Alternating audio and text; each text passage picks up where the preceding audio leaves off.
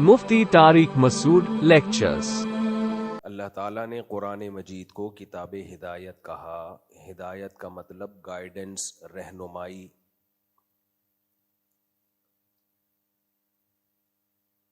ہمیں زندگی گزارنے کے لیے رہنمائی کی ضرورت ہے، ہدایت کی ضرورت ہے۔ دنیا میں جو لوگ مذہب کو نہیں مانتے، قرآن کو نہیں مانتے، وہ کہتے ہیں کہ ہمیں کسی اور ہدایت کی ضرورت نہیں ہے۔ ہدایت کی ضرورت کو تو وہ مانتے ہیں کہ انسان کو گائیڈنس چاہیے، اس کا تو وہ انکار کر نہیں سکتے۔ کچھ بے وقوف دنیا میں ایسے بھی ہیں جو کہتے ہیں ہمیں کسی سے کسی طرح کی رہنمائی نہیں چاہیے۔ ایسے بھی بے وقوف دنیا میں ہیں۔ تو اگر انسان کو کسی بھی قسم کی کوئی گائیڈنس چاہیے ہی نہیں تو پھر تو انسان خواہشات کا غلام بنے گا۔ پچھلے ہفتے میں جو بیان لے کے چلا تھا وہ یہ تھا کہ انسان اگر کچھ قوانین میں اس کو جکڑنا پڑتا ہے، انسان کو کچھ باؤنڈ کرنا پڑتا ہے، اگر انسان کو بے لگام چھوڑ دیا جائے، اس کو یہ اختیار دے دیا جائے کہ جو چاہو کرو، تو انسان سے زیادہ خطرناک پھر اس کائنات کے لیے کوئی مخلوق نہیں ہے۔ تھوڑی دیر کے لیے فرض کر لیں ہمارے پاس کوئی ہدایت نہ ہو، کوئی رہنمائی نہ ہو، پشتوں میں کہتے ہیں اخپل طریقے سے ہم سب زندگی گزارنا شروع کر دیں، تو کیا ہوگا بھائی؟ وہی ہوگا جو جنگلوں میں ہوتا ہے، جنگل جیسی لائف ہوگی۔ شیر آزاد ہوتا ہے، کسی قانون کا پابند نہیں ہوتا۔ لہذا کیا ہوتا ہے، جب شیر کو بھوک لگتی ہے جو شکار سرے دست سامنے آ جائے وہ کھا جاتا ہے اس کو۔ کچھ جانوروں کو شیر نہیں کھاتا، وجہ اس کی یہ نہیں کہ وہ قانون کا پابند ہوتا ہے کہ یہ کھانا یہ نہیں کھانا، وجہ اس کی یہ ہے کہ اس کو وہ دل ہی نہیں کرتا کھانے کو۔ ہائینا ہے نا، وہ شیر نہیں کھاتا اس کو، گندا جانور ہے۔ شیر گھاس نہیں کھاتا، سبزیاں نہیں کھاتا، اس لیے نہیں کہ وہ ویجیٹیرین نہیں ہے، یا اس کو کسی نے گائیڈ کیا ہے کہ نہیں گوشت پہ سیٹ ہونا، کیٹو ڈائٹ رکھنا، ویجیٹیرین نہ بننا۔ بھائی اس لیے کہ اس کو دل ہی نہیں چاہتا۔ اس کو آپ سیب کھلائیں، انار کا جوس پلائیں، آپ ککڑیاں کھلائیں، خربوزے کھلائیں، وہ نہیں کھائے گا، گن پوائنٹ پہ بھی نہیں کھائے گا۔ اس کی طبیعت ہی مائل نہیں ہوتی ان چیزوں کی طرف۔ بکری کو اگر آپ گوشت کھلانا شروع کر دیں، بکری نہیں کھائے گی، اس کی طبیعت ہی مائل نہیں ہوتی۔ اس کو بکری دیکھا اپنی مرضی سے کھاتی ہے۔ تو جانور کی جو زندگی ہے بھائی، جو اس کا دل چاہے گا وہ کرے گا۔ تو کسی قانون اور ضابطے کا پابند نہیں ہے۔ جو قوانین جانوروں کے لیے ضروری تھے وہ فطرت نے ان میں خود بخود انسٹال کر دیے، وہ سافٹ ویئر ڈال دیے ہیں، اب اس میں ان کو مزید ادھر ادھر سے ہدایت کی ضرورت نہیں ہے۔ بلکہ ہدایت لیں گے تو برباد ہوں گے۔ اگر انسان ان کو گائیڈ کرنا شروع کر دے تو بیڑا غرق کر دے گا انسان ان کا۔ تبھی زو میں، چڑیا گھر میں بھی جانوروں کو نیچرل ماحول دیا جاتا ہے، بھائی جو تمہاری اوریجنل سچی مچی کی لائف ہے وہی لائف تمہیں یہاں بھی دی جائے گی۔ تو فرض کر لیں اگر انسان کو بھی قوانین سے آزاد کر دیا جائے، جانوروں کی طرح چھوڑ دیا جائے، یہ میں اس لیے کہہ رہا ہوں کہ مجھے اور آپ کو کچھ پابندیوں میں اپنے آپ کو پابند کرنا پڑے گا۔ یہ جو آزادی آزادی آزادی، میں آزاد ہوں، یہ سب فضول باتیں ہیں۔ یہ جنگلی اور جنگل کے جانوروں کا نعرہ ہے، ان پہ سوٹ کرتا ہے، وہ آزاد ہے۔ انسان آزاد نہیں ہے۔ آج انڈیویژولزم اور آزادی، اور ہر شخص اخپل طریقے سے زندگی گزارنا چاہتا ہے، میری لائف میں کوئی انٹرفیئر نہ کرے، مجھے کوئی مشورہ نہ دے، مجھے کوئی فتویٰ نہیں چاہیے حلال حرام، یہ مولویوں کی باتیں، میں ہوں، میں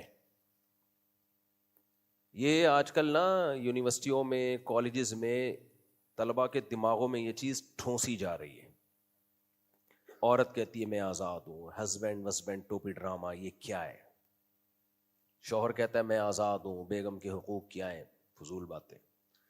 ٹیچر کہتے اسٹوڈنٹس کہتے ہیں ہم ٹیچر کا ادب کیوں کریں بھائی, یہ پڑھانے کی تنخواہ لیتا ہے, پیسے لیتا ہے, تو بس لے رہا ہے نا, جاب ہے اس کی. تو اسی وجہ سے ٹیچر کو آج کل سر کے بجائے ستار بھائی بھی کہا جانے لگا ہے, نام لینے لگے لوگ. اور ابھی تو کوئی پتہ نہیں قرب قیامت میں لوگ باپ کا بھی نام لیں گے. وسیم صاحب آئے تھے ملاقات کے سلسلے میں, ابا کا نام کیا ہے بھائی؟ وسیم. تو لوگ ڈیڈی, پاپا, ابا, نا وسیم صاحب. تو یہ سب چیزیں بھی مارکیٹ میں کیا ہوں گی, بولو, چلے گی. تو کیونکہ انسان کیا ہو رہا ہے, تمام جکڑ بندیوں سے, تمام پابندیوں سے کیا چاہ رہا ہے, آزاد. بہت ساری آزادیاں تو دلا دی ہیں. خواتین کو کپڑوں سے آزاد کر دیا, ان کا نجی معاملہ ہے بھائی, ڈریس پہنے نہ پہنے, تم اپنی نگاہوں کی حفاظت کرو. اگر بھائی ہم نگاہوں کی حفاظت کیوں کریں, پھر ہم نگاہ میں بھی کیا ہے, ہم آزاد ہیں. کیا خیال ہے بھائی؟ تو اس کو بھی آزادی دو, پھر جو چاہے کرے وہ. تو آزادی آزادی آزادی. تو میں یہ عرض کر رہا تھا کہ اگر انسان کو فرض کر لے تھوڑی دیر کے لیے مکمل آزاد کر دیا جائے, جیسے جانور کیا ہوتے ہیں, بولو, آزاد. تھوڑی دیر کے لیے فرض کر لیں, کیا مزے کی لائف ہوگی. تھوڑے دن کی ہوگی, اس کے بعد تو بیڑا غرق ہو جائے گا. تو آپ جب صبح اٹھیں گے آپ کو لگے گی بھوک. اب ایک طریقہ تو یہ ہے کہ آپ جائیں, جاب کریں, 7-8 گھنٹے کی جاب کریں, ایک تنخواہ لے کے آئیں. آسان طریقہ کیا ہے, بندوق لیں, کسی کے سر کنپٹی پہ رکھیں, اس کی جیب سے پیسے نکالیں, بیٹھے بیٹھے کیا ہو گیا. کراچی میں تو یہ اتنا آسان ہے کہ نقلی بندوق سے بھی لوگ اپنا موبائل پکڑا دیتے ہیں. نقلی بندوق لے لیں, پسٹل لے لیں, رکھی, اس نے موبائل نکال کے دیا اس ڈر سے کہ یار مار نہ دے. تو ایک دن میں کتنا پیسہ کما لو گے آپ, کیا خیال ہے بھائی؟ تو اس طرح کی 20 چیزیں ہیں. آپ کو جب شہوت پیدا ہوتی ہے, جانور لوگ ان میں جو میل فیمیل کی طرف کوئی کانٹریکٹ کر کے جاتے ہیں بھائی, زبردستی جاتے ہیں بس. تو مرد بھی ایسے ہی جابر بن جائیں گے, خواتین کے ساتھ جبری زیادتیاں شروع ہو جائیں گی, بچوں کے ساتھ جبری زیادتیاں شروع ہو جائیں. کیسے کیسے بھیانک واقعات سامنے آ رہے ہیں. بچے کے ساتھ جنسی زیادتی کی اور اس کو جان سے مار دیا. یہ جو بھی اس طرح کے واقعات ہوتے ہیں نا, کہ بچوں کے ساتھ زیادتی کر کے ان کو جان سے مار دیا, خوب سمجھ لو یہ کام وہ لوگ کر رہے ہوتے ہیں جو آپ کے قریبی ہوتے ہیں, جن کو پکڑے جانے کا خوف ہوتا ہے. میں بار بار کہتا ہوں, چھوٹے بچوں کو کزنوں کے ساتھ مت سونے دو, بلکہ اس زمانے میں بہت زیادہ احتیاط ہے. چچا ماموں کے ساتھ بھی ان کو اکیلے میں مت سونے دو. میں نہیں کہہ رہا چچا ماموں برے ہوتے ہیں, 99% ٹھیک ہوتے ہیں, لیکن 1% اگر خراب ہو تو اس ایک کی وجہ سے 99 پر پابندیاں لگانی پڑتی ہیں. کزن اچھے ہی ہوتے ہیں 99%, لیکن ایک اگر برا ہے تو 99 پہ پابندیاں لگانی پڑتی ہیں. اڑوس پڑوس میں, آپ فلیٹوں میں رہتے ہیں, اڑوس پڑوس فلیٹ میں ایک بھی گندا آدمی آ گیا, وہ نظر رکھے گا بچوں کے اوپر, وہ اپنی ہوس پوری کرنے کی, کیونکہ وہ پابند نہیں ہے کسی لا اور قانون کا, خدا کو مانتا نہیں ہے. وہ مانتا بھی ہو تو ماننا نہ ماننا برابر. انگریز بھی تو خدا کو مانتے ہیں کہ نہیں مانتے؟ ادھر توجہ, او مائی گاڈ کہتے ہیں نا انگریز, لیکن ان کا ماننا نہ ماننا برابر ہے یا نہیں ہے؟ نہ نماز پڑھتے ہیں, نہ زکوٰۃ دیتے ہیں, نہ حج کرتے ہیں, نہ زنا سے بچتے ہیں, نہ شراب سے بچتے ہیں. تو ایسے خدا کو ماننے کے تکلف کی کیا ضرورت ہے بھائی؟ تو اللہ کو مان لینا کافی نہیں ہے بھائی. حقیقی معنوں میں جو اللہ کو مانتا ہے تو وہ اللہ کی بھی مانتا ہے. لیکن جب انسان پہ شہوت پرستی کا غلبہ ہوتا ہے, اس کا دماغ خراب ہوتا ہے, وہ درندہ بن جاتا ہے, تو وہ جانوروں والی حرکتوں پہ آ جاتا ہے. کتنے واقعات ہو رہے ہیں, بچی کا ریپ کیا اس کو قتل کر دیا, بچے کا ریپ کیا اس کو قتل کر دیا, تاکہ ثبوت ختم ہو جائے, پکڑا نہ جاؤں میں. تو انسان جب قوانین اور ضابطوں کا پابند نہیں ہوتا تو انسان سے بڑا درندہ دنیا میں کوئی نہیں ہے. وہ کام کرتا ہے انسان جو جانور بھی نہیں کرتے. تبھی تو دیکھو قرآن کی صداقت دیکھیں, اللہ تعالیٰ نے انسانوں کی 2 قسمیں بیان کی ہیں, والتین والزیتون میں بھی اور اس کے علاوہ بھی. فرمایا لقد خلقنا الانسان فی احسن تقویم، سب سے بہتر مخلوق اس کائنات میں کون سی ہے؟ انسان. لیکن آگے اللہ فرماتے ہیں ثم رددناہ اسفل سافلین، سب سے بدتر مخلوق بھی اس کائنات میں کون سی ہے؟ بولے نا بھائی صاحب، انسان. سب سے افضل بھی انسان. آدم علیہ السلام سب سے افضل تھے، تبھی فرشتوں کو کہا کہ آدم کو سجدہ کرو. سجدہ ہمیشہ جس کو کروایا جاتا ہے وہ افضل ہوتا ہے. مفضول کو کہا جاتا ہے، مفضول کا مطلب جو افضل کے نیچے ہو، اس کو کہا جاتا ہے کہ افضل کو سجدہ کرے. لیکن اللہ نے انسانوں ہی کے بارے میں پہلے اللہ نے بتایا کہ ہم نے کہا کہ سجدہ کرو. سب سے افضل مخلوق کون سی ہے؟ آدم. لیکن اللہ ہی نے قرآن میں کہا اولئک کالانعام بل ہم اضل، انسان چوپایوں سے بھی بدتر ہیں، جانوروں گدھے گھوڑوں سے بھی کیا ہیں؟ بولو بھائی، بدتر. عجیب بات ہے اللہ، اگر یہ گدھے گھوڑوں سے بھی بدتر ہیں تو سجدہ کیوں کروا رہا ہے فرشتوں کو بول کے کہ ان کو سجدہ کرو؟ اے بھائی، اگر یہ گدھے گھوڑوں سے بھی بدتر ہیں تو اے اللہ تو کیوں کہہ رہا ہے لقد خلقنا الانسان فی احسن تقویم؟ سب سے بہتر کس کو بنایا؟ بولتے کیوں نہیں انسان کو؟ اے اللہ تو کہہ رہے کہ یہ گدھے گھوڑوں سے بھی بدتر، جانوروں سے بھی بدتر، چوہوں بلوں سے بھی بدتر، بندروں سے بھی بدتر. لیکن ایک طرف تو کہہ رہا ہے وَلَقَدْ كَرَّمْنَا بَنِي آدم، ہم نے بنی آدم کو بہت عزت دی. عربی میں اکرمنا اور کرمنا میں فرق. اکرمنا کا معنی رسپیکٹ دی، کرمنا کا معنی بہت زیادہ رسپیکٹ دی ہے. ارے بھائی، اگر یہ گدھے گھوڑوں سے بھی بدتر ہے تو اتنی رسپیکٹ اس کو بولتے کیوں نہیں؟ کیوں دی جا رہی ہے؟ تو یہ تو ٹکراؤ ہے. نہ ٹکراؤ نہیں ہے بھائی، اصل تو انسان کی بڑی فضیلت ہے.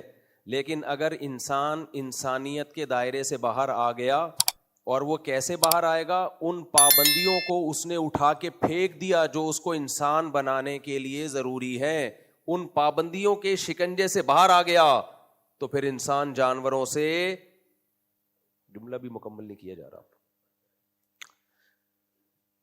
انسان سب سے افضل مخلوق ہے، لیکن اگر وہ ان پابندیوں کے شکنجے سے باہر آ گیا، جو پابندیاں خدا نے انسان کو انسان بنانے کے لیے اور انسانیت کے دائرے میں رہنے کے لیے جو پابندیاں لگائی ہیں تاکہ وہ انسان کا بچہ بن کے رہے، ان پابندیوں سے اگر انسان باہر آ گیا تو پھر اللہ کہتے ہیں پھر کوئی فضیلت نہیں ہے، پھر تم جانوروں سے بھی بدتر. تبھی تو میں کہتا ہوں نکاح کرنا انسانیت، گرل فرینڈ بنانا گدھے گھوڑوں کا کام ہے. جو بھی آ کے آپ کے سامنے کہہ رہا ہوں میری گرل فرینڈ ان سے ملی ہے، کام تو نے کتوں جیسا کیا یار. Physical relation, girl friend boy friend کیا ہوتا ہے؟ Physical relation. جب چاہو بریک اپ، دونوں کو آپشن ہوتا ہے، یہ چاہے بریک اپ وہ چاہے بریک اپ. میاں بیوی میں مرد کے پاس آپشن ہوتا ہے، عورت کے پاس آپشن نہیں ہوتا. یہی فرق ہے نکاح میں اور گرل فرینڈ بوائے فرینڈ میں. حافظ محمد زبیر اہل حدیث کے بڑے اچھے پیارے اخلاق کے آدمی ہیں ماشاءاللہ. ان کا ایک کلپ آیا ہے جس میں وہ کہہ رہے ہیں کہ میرے بارے میں انہوں نے رد کیا ہے کہ بعض لوگ خلا کے مسئلے میں بہت شدت اختیار کرتے ہیں. معروف موقف ہے. باقی ٹھیک ہے، جو حنفی فقہ کو فالو کرتے ہیں وہ ان کے پروسیجر کو فالو کر لیں. ٹھیک ہے، جو حنبلی اسکول آف تھاٹ کو فالو کرتے ہیں، اہل حدیث اسکول آف تھاٹ کو فالو کرتے ہیں وہ ان کے پروسیجر کو فالو کر لیں. اس میں میرے خیال میں اتنا زیادہ وہ اسٹرکٹ نہیں ہو جانا چاہیے کہ ایک دوسرے کے اوپر جو ہے نا وہ فتوے لگانا شروع کر دینا چاہیے. انہوں نے کہا فقہ حنبلی میں خلا طلاق نہیں ہے، اور پھر اس سے یہ ثابت کیا ہے کہ یک طرفہ خلا جو عدالت دے دیتی ہے وہ بھی ٹھیک ہے. جج کے پاس یہ اختیار ہے کہ جج جو ہے وہ خلا کروا سکتا ہے عورت کے کہنے پہ، اور شوہر بھی جو ہے وہ اپنی بیوی کو خلا دے سکتا ہے اگر وہ عورت جو ہے وہ اپنے شوہر سے خلا مانگتی ہے. اس پہ نیچے کافی لوگوں کے کمنٹس ہیں. ماشاءاللہ ماشاءاللہ حافظ صاحب، آپ نے تو دل خوش کر دیا. اسی طرح عبداللہ بن عباس رضی اللہ عنہ کا ایک اور فتویٰ بہت معروف ہے کہ یہ جو فدیہ ہے، یعنی عورت فدیہ دے کے جو ہے وہ علیحدگی اختیار کر لیتی ہے تو یہ طلاق نہیں ہے. تو عبداللہ بن عباس رضی اللہ عنہ کا اور اسی طرح دوسرے فقہا صحابہ کا یہ موقف تھا. اور جو حدیث کی بنیادی مصادر ہیں جیسے صحیح ابن خزیمہ وغیرہ، السنن الکبریٰ ہے، اسی طرح سے اور حدیث کے مصادر ہیں، وہاں باقاعدہ چیپٹرائزیشن آپ کو مل جاتی ہے بعض حدیث کے مصادر میں کہ خلا جو ہے وہ طلاق ہے یا طلاق کے علاوہ ہے، اس میں صحابہ اکرام کے فتاوی ہیں، اسی طرح سے اور اہل علم کی آراء موجود ہیں. تو یہ بات درست ہے کہ میجورٹی فقہا کا موقف یہی ہے کہ خلا جو ہے وہ طلاق ہی ہے، یا ہمارے یہاں حنفی فقہا یہی کہتے ہیں کہ عورت نے اگر خلا کا کیس دائر کیا ہے تو مرد جو ہے وہ کورٹ میں جا کے طلاق دے تو پھر علیحدگی ہوگی. لیکن اہل حدیث اسکول آف تھاٹ میں اور حنبلی اسکول آف تھاٹ میں معروف رائے یہی ہے کہ خلا جو ہے یہ طلاق نہیں ہے. تو گویا جو خلا یافتہ عورت ہے اس کے احکامات ڈیفرنٹ ہیں، ٹھیک ہے. تو جج کے پاس یہ اختیار ہے کہ جج جو ہے وہ خلا کروا سکتا ہے عورت کے کہنے پہ، اور شوہر بھی جو ہے وہ اپنی بیوی کو خلا دے سکتا ہے اگر وہ عورت جو ہے وہ اپنے شوہر سے خلا مانگتی ہے. فقہ حنبلی میں خلا طلاق نہیں ہے. اس کا مطلب یہ نہیں ہے کہ یک طرفہ خلا بھی عورت کو مل سکتا ہے. طلاق نہ ہونے کا مطلب یہ ہے کہ اگر میاں بیوی میں خلا ہوا تو اگر وہ دوبارہ ان کے درمیان شادی ہوگی تو مرد کو 3 طلاقوں کا حق حاصل ہوگا. اور جمہور علماء کے نزدیک اگر دوبارہ شادی ہوگی تو مرد کو 2 طلاقوں کا حق حاصل ہوگا، کیونکہ وہ کہتے ہیں خلا بھی کیا ہے، 1 طلاق کنسیڈر ہوگی جمہور کے نزدیک. باقی فقہ حنبلی میں بھی جب تک شوہر راضی نہ ہو خلا نہیں ہو سکتا، اور باقیوں کے نزدیک بھی جب تک شوہر راضی نہ ہو خلا نہیں ہو سکتا. حافظ صاحب نے 2 چیزوں کو مکس کر دیا ہے. اس لیے میں حافظ صاحب سے گزارش کروں گا، میں نے جو انجینئر علی مرزا کے خلاف پورا 1.5 گھنٹے کا کلپ ریکارڈ کروایا ہے وہ کائنڈلی آپ سن لیجئے. ویسے بھی اہل حدیث علماء کہتے ہیں ہم تقلید نہیں کرتے، تو بھائی تحقیق تو پھر پوری کرو نا. آپ تحقیق تو آپ پوری کریں کسی مسئلے پر. آپ کے لیے تو تحقیق اس لیے زیادہ ضروری ہے کہ آپ مجتہد ہیں، آپ کسی کی تقلید نہیں کرتے. تو مجتہد تو پوری ڈیپتھ میں جا کے ایسے کلیئر کر کے مسئلے کو حل کرتا ہے کہ پھر جا کے یہ کہلا سکتا ہے کہ میں محقق ہوں، میں مقلد نہیں ہوں. تو امام احمد بن حنبل کے نزدیک بھی جب تک مرد راضی نہ ہو عورت خلا نہیں لے سکتی. اور یہ تو 2 اور 2 4 کی طرح ویسے بھی واضح ہے. اچھا انہوں نے آخر میں یہ بھی کہا ہے کہ عورت اگر عدالت نہیں آتا، مرد عدالت نہیں آتا تو عورت کیا کرے.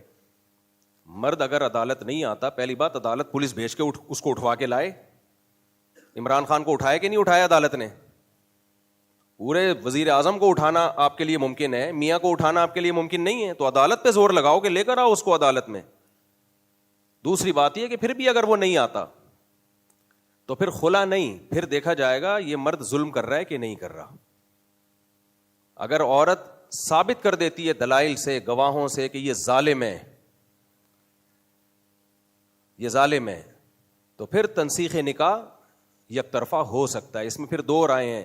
دارالعلوم کرنگی کی رائے یہ ہے کہ مرد کا نہ آنا پھر یہ سمجھا جائے گا کہ جو الزامات مجھ پہ لگے ہیں وہ میں نے مان لیے ہیں، یعنی میں ظالم ہوں مان لیا ہے، تو اس کا یہ اقرار سمجھا جائے گا. تو مرد کا اگر ظالم ہونا ثابت ہو جائے مخصوص نوعیتوں کے ظلم میں وہ ثابت ہو جائے تو پھر عدالت نکاح کو یک طرفہ بھی ختم کر سکتی ہے. جبکہ جامع الرشید کی رائے یہ ہے کہ مرد کا نہ آنا یہ نہیں سمجھا جائے گا کہ مجھ پہ ظلم ہوا ہے، میں مان لیا. وجہ اس کی ہے کہ مرد کو پتا ہے جانے کے بعد بھی عورت کو عدالت نے خلا تھمانا ہی ہے، نہیں جانے کے بعد بھی تھمانا ہے. تو میرے جانے نہ جانے سے جب کوئی فرق ہی نہیں پڑ رہا تو میں جا کے بلا وجہ اپنا پیسہ کیوں خرچ کروں. تو اس لیے نہ جانا نقول نہیں سمجھا جائے گا. نقول کہتے ہیں کہ اقرار کر لیا گویا اس نے، قسم نہیں اٹھا رہا، یعنی وہ مان لیا کہ میں ظالم ہوں. تو جامع الرشید کہتا ہے کہ بھائی نہ جانا نارملی حالات میں تو اس بات کا اعتراف ہے کہ میں ظالم ہوں، لیکن جو قانون لا پاکستان میں چل رہا ہے اس میں یہ کہ شوہر آئے یا نہ آئے، شوہر خلا پہ راضی ہو یا نہ ہو، باہر صورت عدالت نے عورت کو خلا کی ڈگری پکڑانی ہے. تو جب اس کو پتہ ہے میرے جانے سے بھی پکڑانی ہے، نہیں جانے سے بھی پکڑانی ہے، جاؤں گا تو وکیلوں کا خرچہ ہوگا، چک چک پخ پخ ہوگی، نہیں جاؤں گا تو آرام سے بیٹھا رہوں گا یہاں پہ. تو ایسی صورت میں نہ جانے کو یہ کیسے سمجھا جائے گا کہ اس نے الزامات مان لیے جو اس پہ لگے ہیں. بہرحال یہ دونوں رائے ہیں، جس کو جس رائے پر اعتماد و فتویٰ لے. لیکن حافظ صاحب آپ یہ تو سوچو کہ مرد پہ کا ظالم ہونا بھی ثابت نہیں ہوتا اور پھر بھی عورت یک طرفہ کورٹ سے خلا لے لیتی ہے.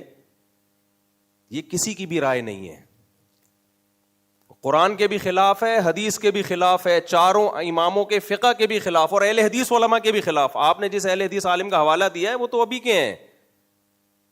علامہ شوکانی کو آپ پڑھ لیتے اور جتنے اہل حدیث علماء ہیں، ہم نے تو اہل حدیث کے مدارس کے فتاوی پڑھے کہ یہ خلا کالعدم ہے.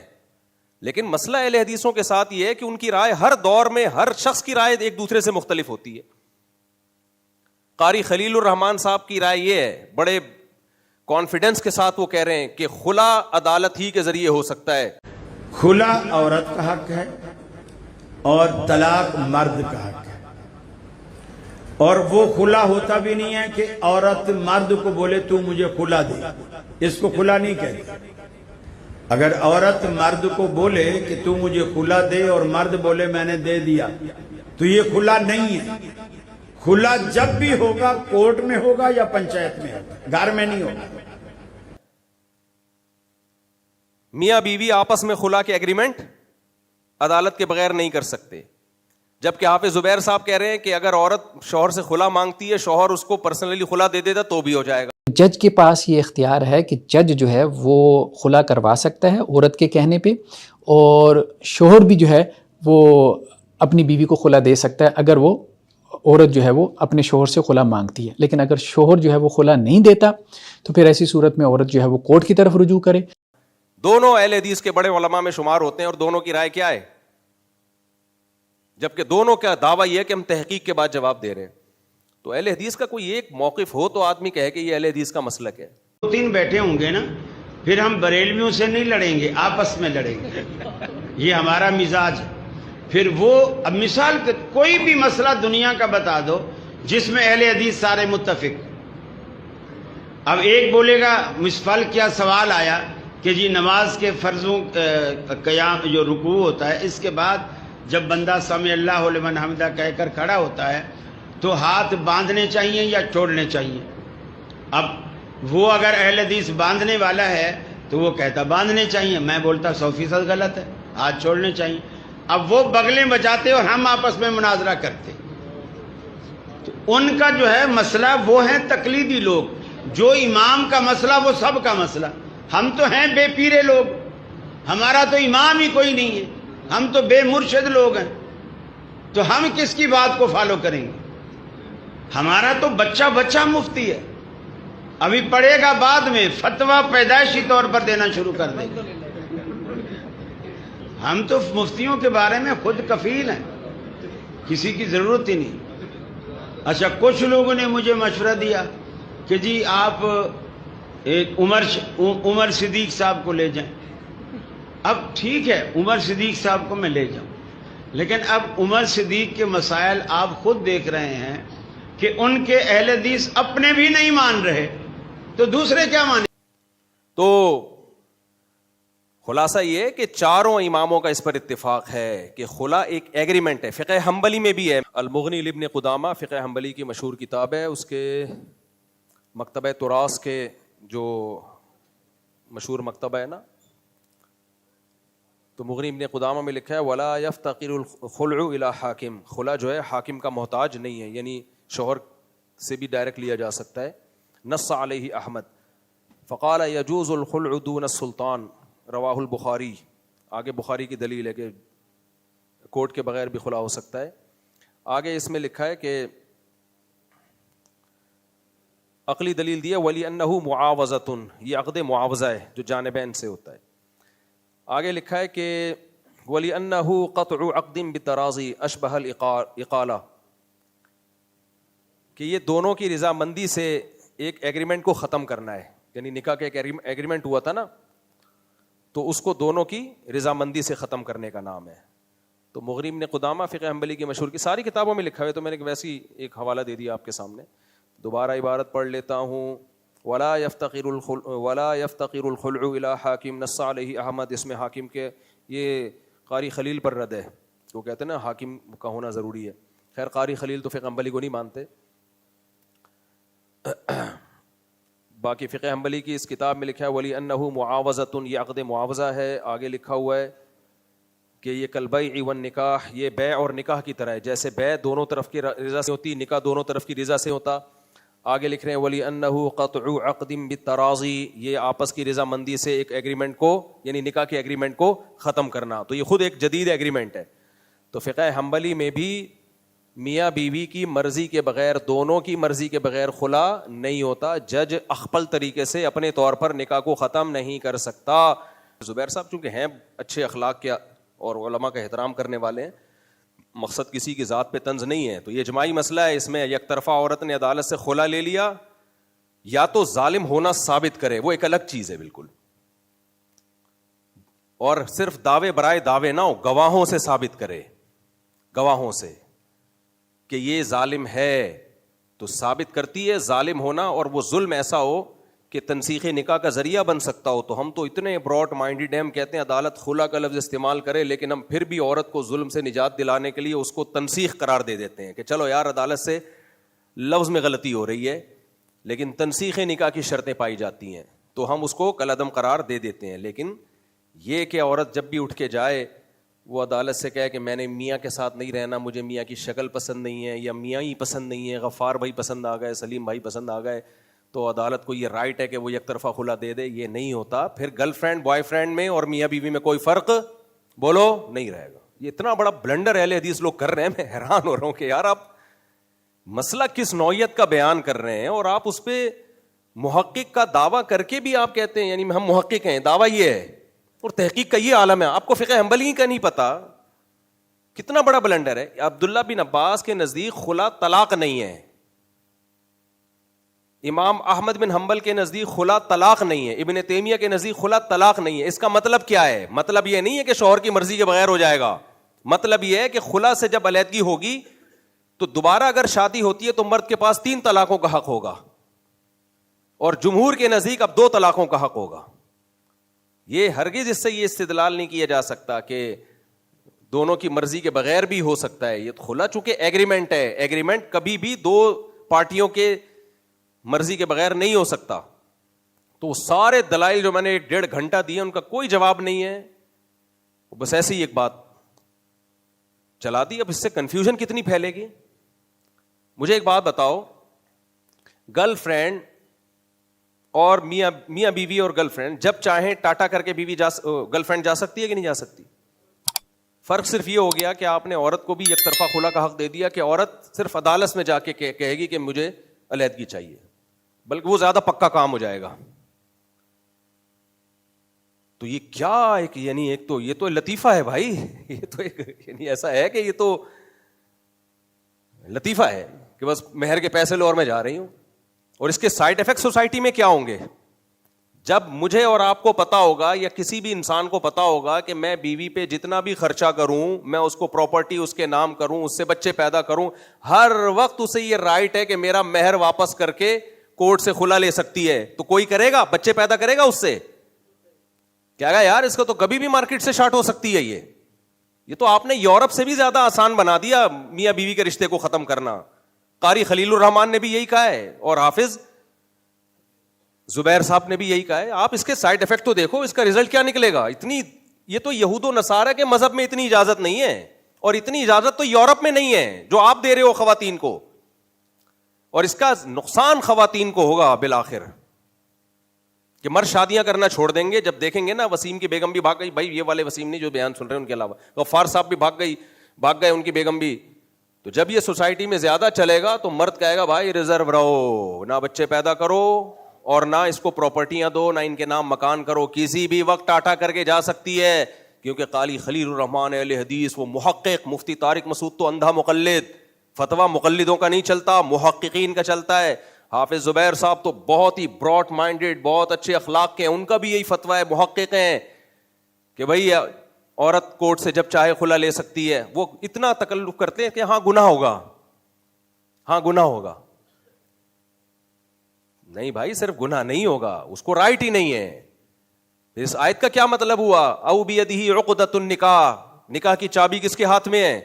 مرد کے ہاتھ میں. اس آیت کا کیا مطلب ہے؟ میں نے دلائل کے تو اس میں انبار لگائے ہیں, جو میں نے کلپ ریکارڈ کروایا ہے اس پہ, وہ دوبارہ سن لیں. تو فقہ حنبلی میں ایسا کچھ بھی نہیں ہے. تو خیر ہم کہاں سے کہاں نکل لیے. تو اسلام میں عورت آتی اپنی مرضی سے, میرے بھائی جاتی کس کی مرضی سے ہے؟ میاں کی مرضی سے, تبھی تو ہی از کالڈ میاں. اچھا اس میں بھی حافظ صاحب نے کہہ دیا وہ بخاری کی حدیث جس میں خلا کا کیس ہے, اس میں نبی نے شوہر کو بلا کے کہا ان کو طلاق دو. یہ طلاق کے الفاظ شاذ ہیں. ایک طرف آپ صبح و شام کہتے ہیں بخاری کی حدیث ہے متفق علیہ صحیح ہیں, اب آپ کہہ رہے ہیں یہ الفاظ کیا ہیں؟ شاذ ہیں. فرض کر لو یہ شاذ بھی ہیں تو باقی الفاظ میں خلی سبیلہا، ان کے شوہر کو نبی کہہ رہے ہیں ان کا راستہ چھوڑ دو، فارقہا، ان کو جدا کر دو، تو شوہر کو یہ کہنے کی ضرورت کیا ہے؟ نبی کہہ دیتے کہ صحابیہ سے میں نے تمہیں خلا دے دیا ہے، شوہر دے نہ دے تم جاؤ اپنے گھر، ختم۔ باقی خلا اور طلاق کے احکام میں کچھ فرق ہیں بعض ائمہ کے نزدیک، جیسے امام احمد بن حنبل کے نزدیک خلا میں عدت 1 حیض ہے، جمہور کے نزدیک عدت 3 حیض ہے، تو اس سے کوئی فرق نہیں پڑتا، وہ تو ایک الگ بحث ہے کہ 1 حیض ہے یا 3 حیض ہے، لیکن بات اصل میں یہ ہے کہ شوہر کی مرضی کے بغیر خلا ہوتا ہے کہ نہیں ہوتا؟ اس پہ چاروں امام متفق ہیں، اس پہ قرآن بھی ہے، حدیث بھی ہے، اور علامہ ابن تیمیہ رحمہ اللہ نے تو یہاں تک لکھا ہے کہ عورت فدیہ دے گی، ایسے جان چھڑائے گی جیسے کوئی قیدی فدیہ دے کے جان چھڑاتا ہے۔ انہوں نے تو قیدی کا لفظ استعمال کیا، تو کیا قیدی کے لیے ٹھیک ہے کہ جیل میں پیسے پکڑائے اور ٹاٹا کر کے نکل جائے؟ اس پہ ہو سکتا ہے کوئی سیکولر لبرل لوگ کہیں کہ اچھا اس کا مطلب عورت قید میں ہوتی ہے مرد کی۔ بھائی قید کی 2 قسمیں ہوتی ہیں، ایک جیل والی قید اور ایک وہ قید جس میں عورت کو حقوق کا تحفظ ملتا ہے۔ اگر عورت یہ قید میں نہیں آتی نا تو مرد پھر اس سے وفا بھی نہیں کرے گا، مرد پھر اس پہ خرچہ بھی نہیں کرے گا، باؤنڈ ہوتی ہے وہ، باؤنڈ۔ تو یہ جو تشبیہ دی ہے نا ابن تیمیہ رحمہ اللہ نے کہ یہ قید کہ وہ جیسے قیدی فدیہ دیتے ہیں، تو یہ تشبیہ اس لیے دی ہے کہ جب وہ شوہر کے ساتھ نہیں رہنا چاہتی تو پھر وہ اپنے آپ کو کیا سمجھتی ہے؟ اسیروں کی طرح سمجھتی ہے، قیدیوں کی طرح سمجھتی ہے، اس کو محبت نہیں ہے، تو پھر وہ پیسے دے کے جان چھڑا لے اور شوہر یعنی فدیہ دے۔ فدیہ کا لفظ بتا رہا ہے، یہ جانبین کا معاہدہ ہوگا۔ تو ابن تیمیہ کی بھی یہی رائے ہے اور سارے فقہا کی، چاروں اماموں کی یہی رائے ہے، امام احمد بن حنبل کی بھی یہ رائے ہے کہ یک طرفہ خلا نہیں ہوتا، یہ 2 طرفہ ایگریمنٹ ہے یہ۔ خیر، تو اور پھر عجیب بات ہے، اگر ہم اس خلا کو مان لیں تو مرد کے لیے جان چھڑانا مشکل ہو گیا، عورت کے لیے آسان ہو گیا، صحیح ہے نا؟ مرد کے لیے جان چھڑانا کیسے مشکل؟ وہ حالت حیض میں طلاق نہیں دے سکتا، وہ پاکی کے ایام میں دے گا، ہم بستری بھی نہ کی ہو، 1 طلاق دے گا اور اس سے نکاح ختم نہیں ہوگا، رجوع کا حق ہوگا، اگلے توہر میں دوسری دے گا، تیسرے توہر میں تیسری دے گا۔ مرد کو تو اتنی پابندیاں لگا دیں جو مرد ہے، اور عورت پہ کیا ہے؟ جائے کیس کرے، اگلی پیشی میں اس کو پکے ڈھکے کاغذ مل جائیں۔ تو یہ کیا ہو گیا بھائی صاحب؟ What's going on? تو اچھا پھر لوگ میرا مذاق بھی اڑاتے ہیں، مقلد مقلد مقلد۔ ہم مدرسوں میں 8 سال پڑھتے ہیں پھر بھی کوئی نیا فرقہ نہیں بناتے، اور بعض لوگوں کے 4 سال کے کورس ہیں اور مجتہد بنا کے نکالتے ہیں۔ تو شکر ہے ہم مقلد ہیں، اللہ کا بڑا فضل ہے، کیوں مجتہدین کی تقلید کرتے ہیں۔ اگر ہم اندھے مقلد ہوتے تو ابو حنیفہ یا امام شافعی کی تقلید نہ کرتے۔ آج کل کے یہ جو محقق آ رہے ہیں ان کی تقلید کر رہے ہوتے پھر ہم، جیسے کہ اہل حدیث میں بہت سے لوگ کر رہے ہوتے ہیں۔ اس لیے میرے بھائی صاحب مقلد ہی رہو، ایک فقہ جو تواتر سے چلا آ رہا ہے نا اس پہ چلو، یہ زیادہ بہتر ہے، ورنہ آج تو ہر پتھر اٹھاؤ نیچے سے محقق نکل رہا ہے مارکیٹ میں یار، ہر آدمی نئی چیز لا رہا ہے مارکیٹ میں، ہر آدمی نئی چیز لا رہا ہے۔ جو امت کے اتفاقی اجماعی مسائل ہیں ان میں کنفیوژن پیدا کی جا رہی ہے۔ یہ تحقیق آپ کو مروائے گی بھائی، یہ اسلام نیا ہے یا پرانا ہے؟ تو جب 1200-1300 سال پہلے فقہ کو مدون کر لیا، مسائل پہ تحقیق کر کے کتابیں لکھ لی گئیں، تو آپ کو اب نئی چیزیں لانے کی ضرورت کیا ہے؟ یہاں یہ لوگ کہتے ہیں 1200-1300 سال پہلے کے بجائے ہم نبی کے دور میں کیوں نہیں چلے جائیں؟ نبی صلی اللہ علیہ وسلم کے دور میں جو اسلام تھا نا 1200-1300 سال پہلے، اسی کو مرتب کر کے لکھا گیا ہے۔ کوئی الگ چیز لکھی ہوتی تو پھر ہم کہتے ہیں اس کو ہٹاؤ وہاں جاؤ،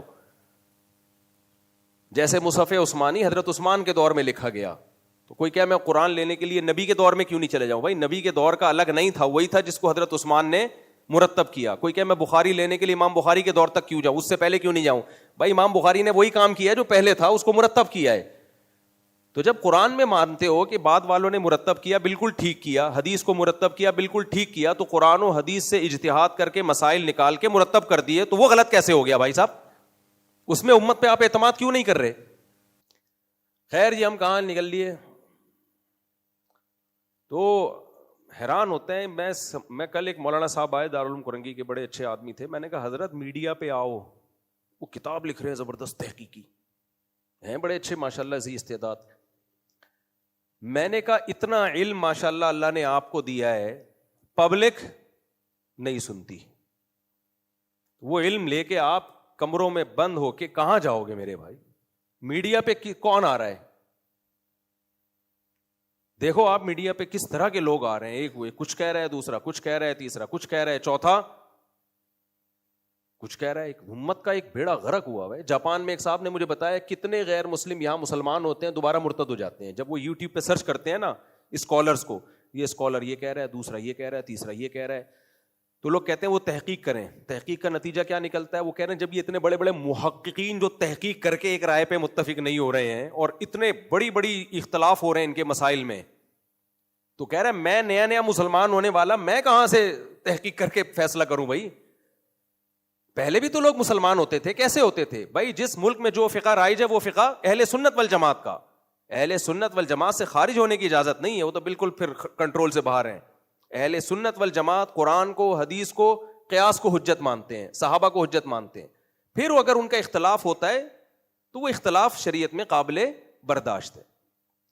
تو پہلے جتنے مسلمان ہوئے غیر مسلم, اگر وہ ملیشیا میں ہوا تو شافعی بن گیا, سعودیہ میں ہوا تو خود بخود حنبلی ہو گیا. وہ پاکستان میں جتنے عیسائی ہندو مسلمان ہوتے ہیں کیا ہو جاتے ہیں؟ آٹومیٹیکلی حنفی. تو چار جو فقہ اسلام میں اہل سنت والجماعت کے, انہی میں سے کسی ایک کو فالو کرتے ہیں. بڑے آرام سے ایسی کوئی زندگی گزر رہی ہے. آپ نے لے جا کے اس کو ایک ایسی جنگ میں ڈال دیا کہ نا نا نا نا خود تحقیق کرو. پھر وہ انجینئر علی مرزا کو سنتا ہے, پھر وہ آمدی صاحب کو سنتا ہے, پھر وہ فلاں کو سنتا ہے, وہ بوکھلا جاتا ہے. میرے سامنے 2 کیس ایسے آئے ہیں کہ آغا خانی سے مسلمان ہوئے دوبارہ مرتد ہو گئے. جب فلاں کا سنا اس نے کہا جماعت المسلمین ہی برحق ہے, باقی سارے کیا ہیں جہنم میں. فلاں کو سنا تو اس نے کہا یہ ٹھیک ہے. ان کا بھائی ان کا تو, کیونکہ فقہی مسائل میں ہمیں مجتہدین کی ضرورت پڑتی ہے. قرآن بہت آسان ہے فضائل کے لیے, حدیث بہت آسان ہے فضائل کے لیے, مسائل کے لیے نا نا نا نا. مسائل کے لیے آسان ہوتی تو فقہا کا اختلاف نہ ہوتا. پھر قرآن یہ نہ کہتا ہے لعلمہ الذین یستنبطونہ منہم, اس کی ڈیپ میں جا کے مسائل نکالیں گے ماہرین. پھر حدیث میں یہ نہ ہوتا رب حامل فقہ غیر فقیہ, بہت سے لوگ علم کی بات جانتے ہیں سمجھتے نہیں ہیں. بلکہ نبی فرماتے جو بھی علم کی بات جانتا ہے بس وہ سمجھتا بھی ہے اور وہ اسی پر فیصلہ کر دے. نا نا نا نا, نبی نے امت کو 2 حصوں میں ڈیوائڈ کیا, فقیہ اور غیر فقیہ. تو ہم کہاں سے بات لے کے چلے تھے بھائی؟ دوبارہ آ جائیں. بات کیا چل رہی؟ آزادی. ہاں یہاں بھی ہے آزادی, فقہ سے آزادی. یہ بھی آزادی کے عنوان میں آپ داخل کر لیں. جب مذاہب 4 جو متواتر متداول ہیں ان کی فقہ سے آپ آزاد ہو جاؤ گے نا تو قرآن و سنت بھی بے لگام ہو جائے گا. تو جس کا رزلٹ پھر یہ نکلے گا جو نکل رہا ہے. خود اہل حدیث علماء میں اتنا, وہ خود بیچارے جو صحیح سنجیدہ علماء ہیں وہ خود بھی ٹینشن میں ہے کہ ہماری عوام کدھر جا رہی ہے. اگر کوئی عالم یہ سمجھتا ہے اہل حدیثوں میں جو بہت جس کو ذی استعداد ہو, وہ یہ سمجھتا ہے کہ میں کسی کی تقلید نہیں کروں گا مذاہب 4 میں سے, تو نہ کرے بھائی, اپنی ذات کی حد تک رکھو. آپ نہ کریں. اگر آپ یہ سمجھتے ہیں کہ میں اتنا پاورفل ہو گیا ہوں کہ میرے پاس علم کا اتنا سمندر آ گیا کہ اب مجھے ابو حنیفہ یا شافعی کی ضرورت نہیں ہے, میں خود تخریج کروں گا. جیسے علامہ شوکانی رحمۃ اللہ علیہ تھے, ان کا خیال اپنے بارے میں یہ تھا کہ مجھے اللہ نے اتنا علم دیا ہے کہ مجھے مذاہب 4 میں سے کسی کی ضرورت نہیں ہے. تو ٹھیک ہے نہ کریں آپ. وہ اپنی رائے پر عمل کرتے تھے, لیکن پبلک کو آپ اپنی رائے پر اگر آپ نے چلانا شروع کر دیا تو پبلک کہے گی آپ کی رائے کچھ اور, اس کی رائے کچھ اور, اس کی رائے کچھ اور, اس کی رائے کچھ اور. تو اتنی اختلاف اختلاف اختلاف. لوگ ایک جواب دیتے ہیں پبلک کو جس کی رائے دلیل کے حساب سے صحیح کرے اس کو فالو کرے. پبلک کو جس کی رائے دلیل کے حساب سے صحیح لگے اس کو فالو کرے. پبلک کو یہ فیصلہ کرنے کی آپ اتھارٹی دے رہے ہو کہ دلیل کے لحاظ سے یہ صحیح ہے اور وہ غلط. جس کو پبلک صحیح کہہ رہی ہے اس کو وہ والا صحیح نہیں لگ رہا, اور جس کو وہ غلط کہہ رہی ہے اس کو یہ والا صحیح نہیں لگ رہا. یعنی وہ 2 محقق فیصلہ نہیں کر پا رہے کہ اس میں دلیل کے لحاظ سے صحیح بات کیا ہے, اور ٹماٹر والا فیصلہ کر دے گا کہ دلیل کے لحاظ سے اس میں یہ صحیح ہے وہ غلط ہے. کچھ باتیں کہنے کی حد تک بہت اٹریکٹیو ہوتی ہیں, پریکٹیکل لائف میں اس کی کوئی ویلیو بولو نہیں ہوتی. عملی زندگی میں اس کی ویلیو نہیں ہوتی. اس کو پابند بنانا پڑے گا آپ کو, ورنہ وہ پھر خواہشات نفسانیہ کا غلام ہوگا, ایک ادھر سے ایک ادھر سے. ہمارے ایک دوست ہیں جاننے والے دبئی میں, وہ سود کا بزنس کر رہے ہیں دبا کے. ان کو میں نے سمجھایا, کہہ رہے غامدی صاحب کا فتویٰ ہی ہے, اور دلیل سے بات کی ہے غامدی صاحب نے. میں نے کہا پوری امت میں یہ والا سود حرام ہے, پوری امت کا اجماع ہے. تو جواب میں کہتے ہیں بھائی غامدی صاحب اس اجماع کو نہیں مانتے. میں نے ان کو سمجھانے کی کوشش کی, لیکن ایک آدمی کا مینٹل لیول بھی تو ہو نا سمجھنے کا. میں نے کہا پوری امت ایک طرف ہے, غامدی صاحب ایک طرف ہیں, کیا یہ پوری امت غلط ہے؟ ایک غامدی صاحب صحیح ہے اس مسئلے میں؟ ان کو میں نے 20 طریقے سے سمجھایا, لیکن نہیں آ رہا سمجھ میں, کیونکہ ہر آدمی کا مینٹل لیول دوسرے سے ڈفرینٹ ہے, تو وہ اس کو فالو کر رہے ہیں. تو اور کچھ لوگوں نے اتنا غلو کر لیا کہ قسطوں کے کاروبار کو بھی, اگر آپ نے قسطوں پہ آپ کا نفع زیادہ ہے تو اس کو بھی حرام قرار دے دیا.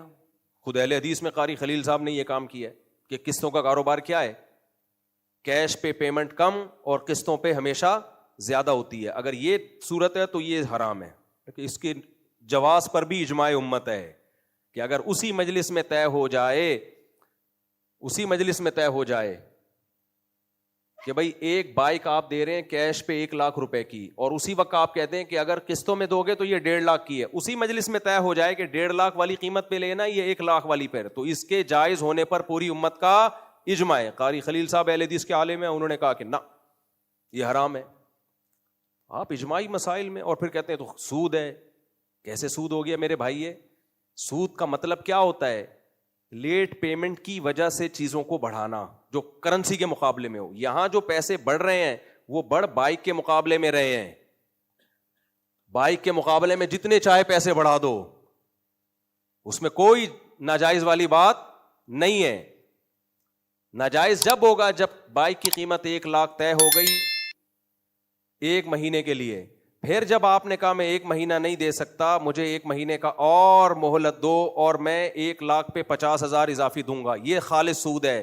وجہ اس کی ہے کہ 50,000 بائک کی قیمت پہ نہیں بڑھ رہے, یہ بائک کے مقابلے میں نہیں آ رہے ہیں, یہ بائک کے مقابلے میں تو 1 لاکھ عوض طے ہو چکا ہے پورا. اب یہ اس 1 لاکھ کے بدلے میں تو پیسہ پیسے کے بدلے میں آ رہا ہے, یہ سود ہے. لیکن یہ باریک فرق یہ قاری خلیل صاحب کے سمجھ میں, کیونکہ فقہ پراپر وے میں پڑھا ہی نہیں ہے. کسی نے پیچھے سے کان میں بولا کہ ابن تیمیہ نے لکھا ہے کہ قسطوں کے کاروبار کے جواز پر اجماع ہے, تو پھر خود ہی کسی نے پیچھے سے بول دیا وہ قرآن و سنت کے خلاف اجماع, اس لیے حجت نہیں ہے. بھائی صاحب قرآن و سنت کے خلاف اجماع ہو ہی نہیں سکتا, کیونکہ نبی نے فرمایا میری امت گمراہی پہ جمع نہیں ہو سکتی. اگر آپ کو لگ رہا ہے یہ قرآن و سنت کے خلاف اجماع ہے تو آپ کی فہم کی غلطی ہے. اجماع غلط نہیں ہو سکتا. پوری امت قرآن و سنت کا ایک مطلب سمجھ رہی ہے, آپ کچھ اور مطلب سمجھ رہے ہو, تو پوری امت غلط نہیں ہے حدیث کی روشنی میں. غلط کون ہے؟ آپ ہو. یہ بھی آج کل لوگ کہتے ہیں قرآن و سنت کے خلاف اجماع معتبر نہیں ہے. بھائی صاحب قرآن و سنت کے خلاف اجماع ہو ہی نہیں سکتا. یہ ایسے جیسے کوئی کہے کہ رات کو 12 بجے اگر سورج نکل آیا تو وہ حجت نہیں ہے. 12 بجے سورج پاکستان میں نکل ہی نہیں سکتا ہے. صحیح ہے, تو یہ سوال ہی غلط ہے. نبی نے جب فرما دیا لا تجتمع امتی علی ضلالہ, میری امت گمراہی پہ کبھی جمع نہیں ہو سکتی. اب امت ایک قول پیش کر رہی ہے جو قرآن و سنت کے خلاف لگ رہا ہے آپ کو, اور پوری امت اس پہ متفق ہے. آپ کہتے ہو نہیں میں قرآن و سنت کو لوں گا, امت کو نہیں لوں گا, تو آپ قرآن و سنت کو نہیں لے رہے. امت نے قرآن و سنت کا ایک مطلب سمجھا, آپ دوسرا مطلب سمجھ رہے ہو, تو آپ وہ مطلب لے رہے ہو جو آپ کی کھوپڑی میں آ رہا ہے, اور اس کو لیبل آپ یہ لگا رہے ہو کہ میں قرآن کو لے رہا ہوں امت کو نہیں لے رہا. تو یہ تو مجتہدین کا حال ہے, محققین کا حال ہے اس زمانے کے, اور یہ ہمیں کہتے ہیں کہ آپ مجتہدین کو فالو مت کرو. تو امت کا تو پروگرام بڑھے گا نہیں تو اور کیا ہوگا میرے بھائی, بڑھ رہا ہے. فرقوں پہ فرقے پیدا ہوتے چلے جا رہے ہیں, اور ہر فرقہ یہ لیبل لگا رہے ہیں امت میں کیا کر رہے ہیں, جوڑ. تو مجھے کوئی جوڑ کی بات کرتا ہے, میں کہتا ہوں بھائی تو توڑ ہی رہنے دے, خدا کے لیے جوڑنے کی کوشش مت کر, تو کچھ اور ہی لے آئے گا مارکیٹ میں. تو میں یہ عرض کر رہا تھا تھوڑی دیر کے لیے انسان کو آزاد کر دیا جائے تو وہ درندہ بن جائے گا. کیا بن جائے گا؟ درندہ.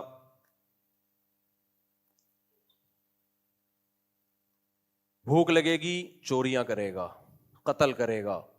نبی صلی اللہ علیہ وسلم نے فرمایا نا, پچھلی امتوں میں ایک شخص نے 99 انسانوں کو قتل کیا. جس نے 99 کو قتل کیا وہ اپنے آپ کو کیا سمجھتا تھا؟ آزاد, پیسے کے لیے کچھ بھی کر سکتا ہوں. آج کے ایسے ایسے دہشت گرد ہیں, تھوڑے سے پیسے دیں وہ کسی بھی بندے کو مار دیں گے.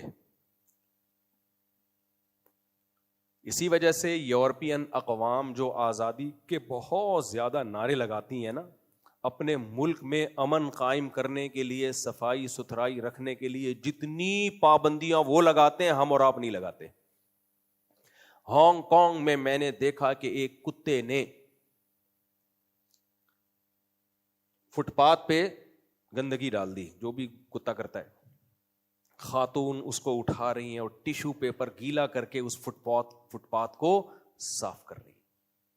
میں نے کہا ویل ڈن یار, یہ ہوتی ہے صفائی. یہ تو ہندوستان میں سلیقے والی عورتیں ونس اپون اے ٹائم ہوا کرتی تھیں, جو بچے نے پیشاب کیا اور فوراً چادر دھونے کے لیے ڈال دی. آج کل کیا ہوتا ہے گھروں میں, جو خواتین بیان سن رہی ہیں ان کے بارے میں میں نہیں کہہ رہا ہوں, ایک دم خواتین اتنا میرے پر غصہ ہوتی ہیں. اچھا یہ جو میں خلا کی بات کرتا ہوں نا, عورت کے پاس طلاق کا حق نہیں ہے, یا وہ خلا کا حق نہ, خلا کا حق ہے کا مطلب یہ ہے کہ اس پیسے دے کے شوہر کو راضی کر سکتی ہے, اس میں گناہ نہیں ہے. یہ حق مطلب یہ مطلب نہیں ہے کہ اس کے پاس بھی اسی طرح شوہر کو چھوڑنے کا حق ہے جیسے مرد کے پاس ہے. یہ تو اس میں بھی خواتین غصے ہوتی ہیں, لو یہ مولوی تو ہمیشہ ہمارے خلاف بولتا ہے. او بھائی آپ کو لگتا ہے میں آپ کے خلاف بول رہا ہوں, حقیقت میں آپ کو فیور کر رہا ہوں, کیونکہ جس دن عورت کے پاس یہ حق آ گیا, مرد گرل فرینڈ بنائے گا آپ کو, شادی کرنا چھوڑ دے گا. وہ حشر ہوگا جو یورپ امریکہ میں ہو رہا ہے. آپ کا بیڑا غرق ہو جائے گا اس سے. کچھ قوانین دیکھنے میں بڑے اچھے لگتے ہیں, اس کی ڈیپ میں جاؤ گے تو بہت بھیانک ہیں. پھر مرد کہے گا ٹیشو پیپر کی طرح یوز کرو میرے بھائی, فلانے کی بیوی عدالت سے خلا لے کے چلی گئی, فلاں کی چلی گئی, فلاں کی چلی گئی, میری والی کا بھی کیا بھروسہ. ابھی کم از کم یہ پتا ہوتا ہے جب تک میں نہیں چھوڑوں گا جائے گی نہیں. ہاں اس کے کچھ غلط بھی ہوتے ہیں, یعنی نقصان بھی ہوتے ہیں, مرد بعض دفعہ ظلم کر رہے ہوتے ہیں اس رائٹ کی وجہ سے. تو ہر قانون کے کچھ نہ کچھ سائڈ افیکٹ بہرحال ہوتے ہیں, اس کی وجہ سے وہ قانون نہیں چینج کیا جاتا. جب آپ اینٹی بایوٹک کھاتے ہو تو کچھ سائڈ افیکٹ ہوتے ہیں کہ نہیں ہوتے. اس کا حل یہ کہ اینٹی بایوٹک کی ڈاکٹر چھوڑ دے. بھائی ڈاکٹر کہے گا یہ زخم بگڑ کے کینسر بن جائے گا, یا تو سائڈ افیکٹ دیکھ لے یا زخم دیکھ لے اپنا. تو اللہ نے مرد کو طلاق کا حق دیا ہے, اس میں عورت کے فائدے ہیں, لیکن کہیں کہیں اس کا کوئی نقصان بھی سامنے آتا ہے. بعض مرد لٹکا دیتے ہیں, تو لٹکانے کا بھی حل علماء نے بتایا ہے کہ تنسیخ نکاح کا کیس کرے اور ظلم کو ثابت کرے وہ. تو خیر, تو انسان, ہاں میں یہ بتا رہا تھا, وہ خاتون نے ایسے یہ صاف کی گندگی ایسے ڈیٹول سے چمکایا وغیرہ وغیرہ. ڈیٹول تو خیر زیادہ ہو گیا, یعنی بہت زبردست. میں نے کہا ویل ڈن. انہوں نے کہا ویل ڈن نہیں, اگر یہ چھوڑ دیتی, اس پہ اتنا بھاری جرمانہ ہونا تھا کہ اس کے 14 طبق روشن ہو جاتے. تو آزادی ہے, ہانگ کانگ میں آزادی ہے. ہاں مجھے یاد نہیں اس خاتون کی ڈریسنگ, نہ اتنے شوق سے دیکھنے کا میں شوق ہے. این ممکن ہے اس نے چڈی پہنی ہوئی ہو خاتون نے, تو کپڑوں سے کیا ہے وہ, یہاں تک انہوں نے آزاد کر دیا, کپڑے پہنو نہیں پہنو تمہاری مرضی, چڈی بھی پہن سکتی ہو. لیکن اتنی آزادی انہوں نے نہیں دی کہ گند کر کے جا رہا ہے اور تم نکل لو, نا نا نا. تو اس کا مطلب میرے بھائی دنیا میں آزادی کے صرف نعرے ہیں, حقیقت میں دنیا میں کوئی آزاد بولو نہیں ہے. کتنے بھاری بھرکم پینلٹیاں ہو جاتی ہیں اور کتنے جرمانے ہو جاتے ہیں. جو لوگ بھی لا کو توڑتے ہیں, قانون کو توڑتے ہیں, اگر دنیا میں قانون کو ختم کر دیا جائے, انسان کو پابندیوں سے آزاد کر دیا جائے, تو پھر انسان سے بڑا درندہ دنیا میں کوئی نہیں ہے. کتے بلے ہگتے مودتے پھریں گے, گند ہی گند. کچھ لوگ صفائی پسند ہوتے ہیں, وہ یہ کام نہیں کریں گے, لیکن جو صفائی پسند نہیں ہے ان کی وجہ سے, تو وہاں کیا ہے, لا بہت کیا ہے, سخت. تو انہوں نے بھی قوم کو آزاد نہیں رکھا, پابندیوں میں بولو جکڑ دیا ہے. تو دنیا میں آزاد کوئی بھی نہیں ہے.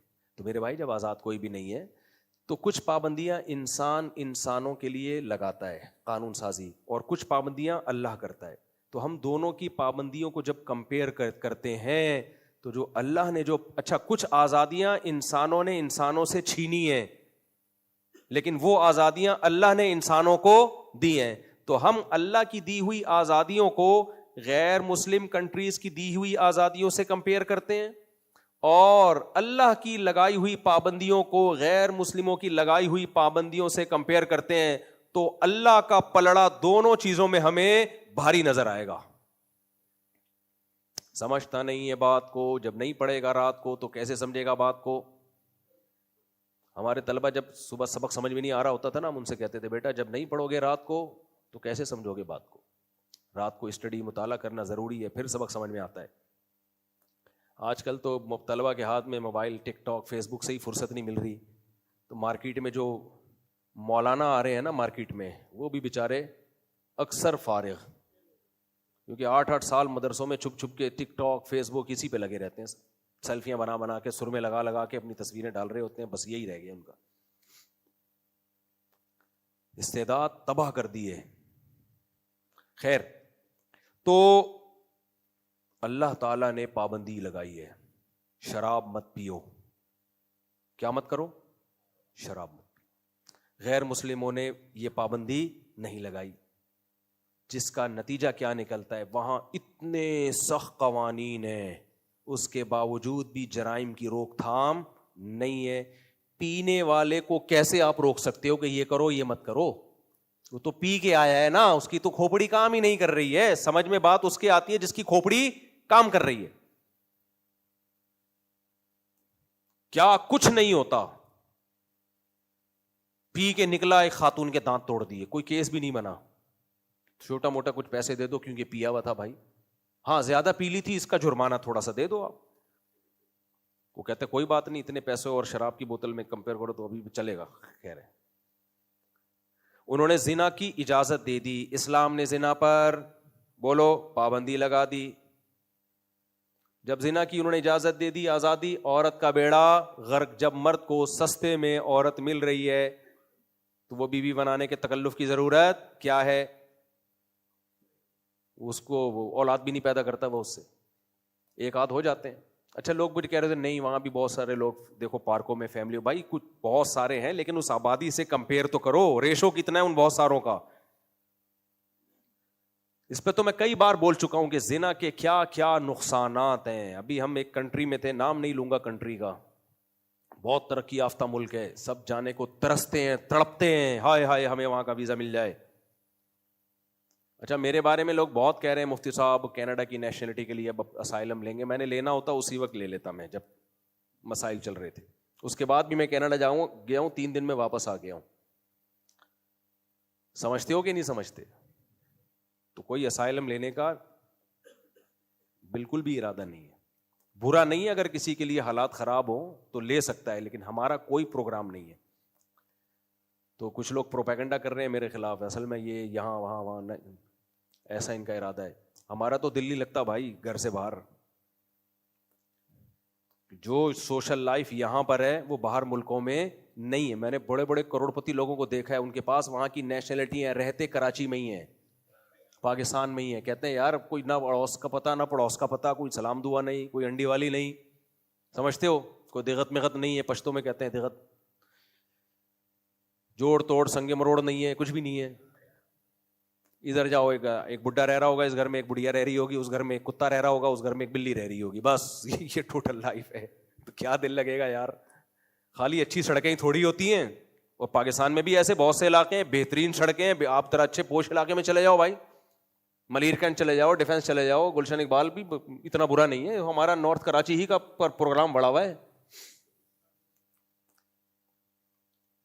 اور یہاں بھی بعض اچھے علاقے بھی ہیں. خیر ابھی میں اس کی میں نہیں جاتا. تو ایسا نہیں ہے جنت کے باغات جیسے آپ سمجھتے ہو. پھر وہاں جا کے جن لوگوں کی لائف ہے وہ محنت کے بغیر, یہاں تو بے روزگار بھی پڑا ہوا ہوتا ہے, انجوائے کر رہا ہوتا ہے, ٹینشن دے رہا ہوتا ہے, لے نہیں رہا ہوتا. وہاں ایک دن بے روزگاری میں آپ گزارا نہیں کر سکتے.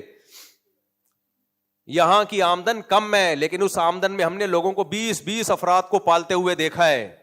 وہاں تو میاں اپنا کما رہا ہے, بیگم اپنا کما رہی ہے. تو وہاں بھی وہی رہتے ہیں جو کروڑ پتی ہوں اور مذہب بھی ہو ان کے گھروں میں, دینداری ہو, پھر وہاں لائف کو لوگ انجوائے کرتے ہیں. ورنہ میرے بھائی آرام سے یہیں رہو. اتنے بھی حالات خراب نہیں ہیں جتنے بتائے جا رہے ہیں. ہاں غریب کے لیے حالات بہت خراب ہیں, میں مانتا ہوں, لیکن غریب وہاں جائے کیسے؟ اگر وہ غریب ہوتا, وہ لوگ غریبوں کو ویزا دیتے نہیں ہیں, سمجھتے ہو؟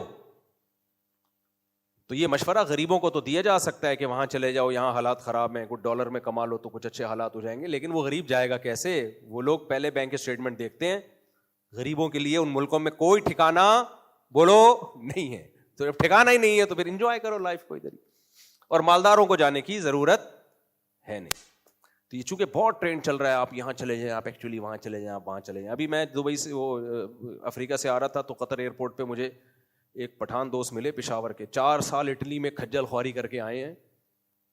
تو کہہ رہے ہیں میں جا رہا ہوں پشاور, میری توبہ جو میں واپس کبھی یورپ کا میں نے سوچا بھی, اذان کی آواز نہیں سنی کبھی. اب لبرل لوگ بولتے ہیں کیا ہو گیا اذان کی آواز نہیں سنی. بھائی صاحب آپ کے دل میں اللہ کی محبت کی رمق ہوگی تو آپ کو پتہ چلے گا کہ اذان کی آواز کانوں میں پڑنے سے کیسا روحانی سکون ملتا ہے. تو خیر یہ ایک الگ ٹاپک ہے, ہم آج میں کلا بازیاں بہت کھا رہا ہوں بیان میں. تو میرے بھائی اللہ میاں کی پابندیاں, اللہ میاں نے پابند کر دیا شراب مت پیو, اللہ میاں نے پابند کر دیا 5 ٹائم نماز پڑھو, اللہ میاں نے بہت سارے قوانین ہمارے لیے, ماں باپ کو اولڈ ہاؤس میں جمع مت کراؤ, گھر میں رکھو, ان کی قدموں میں جنت تلاش کرو. اللہ میاں نے پابند کر دیا رشتے جوڑو توڑو مت. اللہ نے کہہ دیا معذور بھائی یا بہن ہے تو آپ کی رسپانسبلٹی ہے اس کو پالنا, گورنمنٹ کی رسپانسبلٹی یہ نہیں ہے. یہ کس کی ذمہ داری ہے؟ آپ کی ذمہ داری ہے. اور 20 قسم کے احکامات جس پر بیان ہوتا رہتا ہے, انہوں نے ان تمام پابندیوں سے آپ کو کیا کر دیا؟ آزاد. اور کچھ آزادیاں اسلام نے دے دی, انہوں نے ان آزادیوں کو سلب کر کے آپ کو کیا کر دیا؟ پابند, کہ نہیں کر سکتے آپ. ایک تو مشہور آزادی اسلام نے دی ہے, جو خواتین مجھ پہ پھر کہتی ہیں یہ کیا باتیں کر رہا ہے. انہوں نے کہا ایک بیوی رکھ سکتے ہو, دوسری پر پابندی, اللہ نے یہ پابندی آپ سے اٹھا لی. کیا خیال ہے؟ آزادی دے دی اس میں, نہیں 4 تک آپ لے جا سکتے ہو. ان کی پابندی کے سائیڈ ایفیکٹ کیا ہیں؟ انہوں نے پابندی لگائی دوسری نہیں کر سکتے, اس کے سائیڈ ایفیکٹ یہ نکلے کہ مردوں کی حرام دوستیاں ان لمیٹڈ. سمجھتے ہو؟ عورت کو حق ہی نہیں ملتا دوسری کو, وہ گرل فرینڈ کی طرح رہے گی. وہ بیوہ طلاق یافتہ تو سوال, وہ تو ایک الگ بحث ہے. پکڑے جاتا ہے ہر تھوڑے دنوں میں آدمی, فلاں سے ریلیشن, فلاں سے ریلیشن, فلاں سے ریلیشن, فلاں سے ریلیشن. میں نے اپنی کتاب میں نا جو 4 شادیوں والی, اس میں بہت سارے ریفرنسز انگریزوں کے دیے ہیں کہ یہ جو ایک بیوی والا یورپ میں نظام ہے یہ ہے ہی جھوٹ پر مبنی. گورے کہتے ہیں ایک کسی کی بھی نہیں ہوتی, بلکہ وہاں کی عورتوں نے کہا ہے کہ یہ مردوں کو جھوٹ بولنے کے راستے فراہم کر دیے اس قانون نے. ایک رکھتا ہے اور منہ کالا بہت سو سے کر رہا ہوتا ہے. یہ خواتین نے کہا ہے کہ یہ سوائے جھوٹ پر مبنی قانون کے اور کچھ بھی نہیں ہے. ہمارے یہاں اگر نہیں کر رہا ہوتا وہ اللہ کے دین کی خوف کی وجہ سے, وہاں تو اللہ کا خوف بھی نہیں ہے, تو پریکٹیکلی ایسا ہوتا ہی نہیں ہے. اللہ نے آپ کو آزاد کر دیا بہت ساری چیزوں سے, جن میں ایک یہ بھی ہے, اس میں اللہ نے آپ کو کیا دی ہے؟ آزادی. اور بھی بہت ساری آزادیاں اللہ نے دی ہیں, لیکن وہ میں بولوں گا تو میرے خلاف کوئی ایک تماشا نہ کھڑا ہو جائے, ایک مسئلہ نہ کھڑا ہو جائے. وہ کبھی چھاؤں میں اکیلے میں کچھ چیزیں ممبر پہ بیان کرنے کی نہیں ہوتی. کبھی چھاؤں میں آئیں, خوشبو لگا کے آنا, بشرطے کے دانت صاف ہو, خوشبو لگی ہوئی ہو. چھاؤں میں آئیں گے تو بتاؤں گا. ابھی تو میرا جو مدعا تھا, جو بیان کا حاصل تھا, وہ یہ تھا کہ جانور ہی آزاد ہوتے ہیں, انسان کبھی بھی آزاد نہیں ہوتا. اور ایک بات, اللہ نے جو ہم پہ پابندیاں لگائی ہیں, یہ بات ہمیں مان لینی چاہیے کہ وہ پابندیاں میرے اور آپ کے فائدے کے لیے ہیں. اس سے ہماری زندگی نکھر جائے گی, ہماری زندگی میں خوشیاں آئیں گی, ہم ایک اچھے انسان بن کے لائف کو انجوائے کریں گے. اسلام کی پابندیاں آپ کو ٹینشن دینے کے لیے نہیں ہیں, ٹینشن سے نکالنے کے لیے ہیں. لیکن ٹینشن سے نکالنے کے لیے بھی کچھ ٹینشن لینی پڑتی ہے. اب اس ٹینشن کو ہم ٹینشن سمجھ رہے ہوتے ہیں. دیکھو آپ کو سخت درد ہو رہا ہے, پین ہو رہا ہے, ڈاکٹر نے کہا بھائی پین کلر ٹیب کے بجائے ٹیکا لگانا پڑے گا آپ کو, ٹیبلٹ نہیں کھلاؤں گا, ٹیکا لگے گا. تو یہ وارن ہے نا, وہ وارن کا ٹیکا لگا دیتے ہیں ڈاکٹر, انجیکشن لگے گا. آپ نے کہا ڈاکٹر صاحب پین کا علاج, پین یہ کیا ہے؟ ایک ٹیکا آپ اپنے لگائیں دماغ کا. آپ پین ختم کرنے کے لیے مجھے کیا دے رہے ہیں؟ ٹیکا لگے گا تو پین ہوگا نا. سوئی لگا کے آپ میری تشریف پہ سوئی لگا کے آپ مجھے پین دے رہے ہیں اور دعویٰ یہ کر رہے ہیں کہ میں پین سے نکال لوں گا. آپ تو ایک اور پین کا اضافہ کر رہے ہیں. تو آپ کی یہ بات عقل مندی کی ہوگی. ڈاکٹر کہے گا بھائی یہ جو بڑا پین ہے نا, اس سے نکالنے کے لیے چھوٹا پین, چاہے یہ والی تشریف ہو یا اگر اس تشریف پہ آپ کو برا لگ رہا ہے تو اللہ نے 2 تشریفیں اسی وجہ سے دی ہیں. استغفر اللہ. جو تشریف آپ کو لگے کہ میں اس پہ لگانے کے لیے تیار ہوں. یہی کہے گا نا ڈاکٹر کہ وہ تھوڑی تکلیف ہے جو آپ کو بڑی تکلیف سے بچا لے گی. تو اللہ تعالیٰ نے بھی میرے بھائی ہمیں بہت سارے پیارے پیارے احکام دیے, پابندیاں لگائیں اور بتایا کہ یہ تھوڑی پابندیوں کو فالو کر لو, تھوڑی وقتی تکلیف ہے جو تمہیں بڑی بڑی تکلیفوں سے بچا لے گی. اللہ تعالیٰ نے کہا کہ جب تک انسان کا اللہ پہ اعتماد اور توکل نہیں ہوتا, اللہ سے ریلیشن مضبوط نہیں ہوتا, دیکھو غم کو شیئر کرنے سے غم بڑھتا ہے یا کم ہوتا ہے؟ کم ہوتا ہے. تبھی لوگ چاہتے ہیں کوئی تو ہمارے دکھ درد میں شریک ہو. تو اگر دکھ درد دینے والا ہی آپ کے دکھ درد میں شریک ہو جائے تو اس سے بڑی تسلی کیا ہوگی؟ درد دیتا کون ہے میرے بھائی؟ اللہ. اگر آپ وہ اللہ ہی کے ساتھ شیئر کر لو ہے بھائی تو سبحان اللہ. تو اس کے لیے اللہ سے ریلیشن مضبوط ہونا چاہیے. ریلیشن مضبوط ہو, دوستی تو ہو نا, دوست کے ساتھ غم کو شیئر کیا جاتا ہے, اجنبی لوگوں کے ساتھ شیئر نہیں کیا جاتا. اجنبی تو رکھ کے چماٹ لگا دے گا, مجھے کیوں بتا رہا ہے. کوئی بندہ ٹہلتا ہوا جا رہا ہے, آپ نے بولا بھائی صاحب ادھر آنا ذرا, کیا ہوا؟ یار میری ماں کا انتقال ہو گیا. وہ کہے گا تو میں کیا کروں, تیری ماں کا ہے, ساری دنیا میں پتہ نہیں کس کس کی ماں کا انتقال ہو گیا بھائی, تو مجھے کیوں بتا رہا ہے. غفار بھائی جا رہے تھے, کوئی سلام دعا نہیں, آپ نے کہا بھائی صاحب ادھر آنا, میری خالہ کا پرسوں انتقال ہو گیا ہے. تو کہے گا میں کیا کروں بھائی, میں تیرا کیا لگتا ہوں. تو غم ہمیشہ کس کے ساتھ شیئر کیا جاتا ہے؟ اپنوں کے ساتھ. بھائی کو بتاؤ میری ماں کا انتقال ہو گیا, وہ آپ سے گلے لگ کے روئے گا, اچھا یار. تبھی اپنے ریلیٹو کو سب سے پہلے فون کیا جاتا ہے, اطلاع دی جاتی ہے.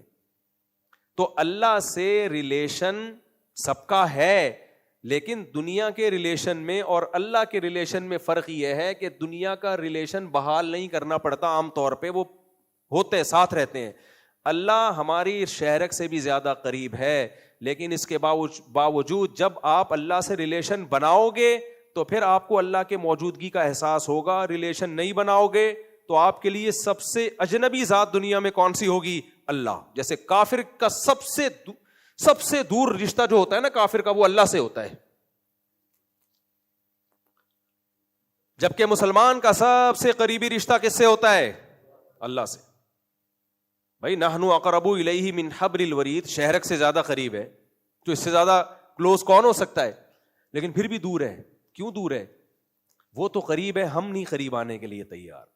تو اللہ تعالیٰ نے کہا کہ تم کچھ قربانیاں دے کے مجھ سے اپنا ریلیشن مضبوط کرو. ان تعبد اللہ کأنک تراہ, اللہ کی عبادت کرو اور ایسے گویا تم اس کو دیکھ رہے ہو, کیونکہ وہ تو تمہیں بہرحال دیکھ رہا ہے. اور عبادت کا فرض اعظم کیا ہے؟ نماز. تو اللہ نے ہمیں 5 ٹائم قربانی دلوائی, 5 وقت پابندی کے ساتھ, صف اول کے ساتھ, تکبیر اولیٰ کے ساتھ, جماعت سے نماز پڑھو.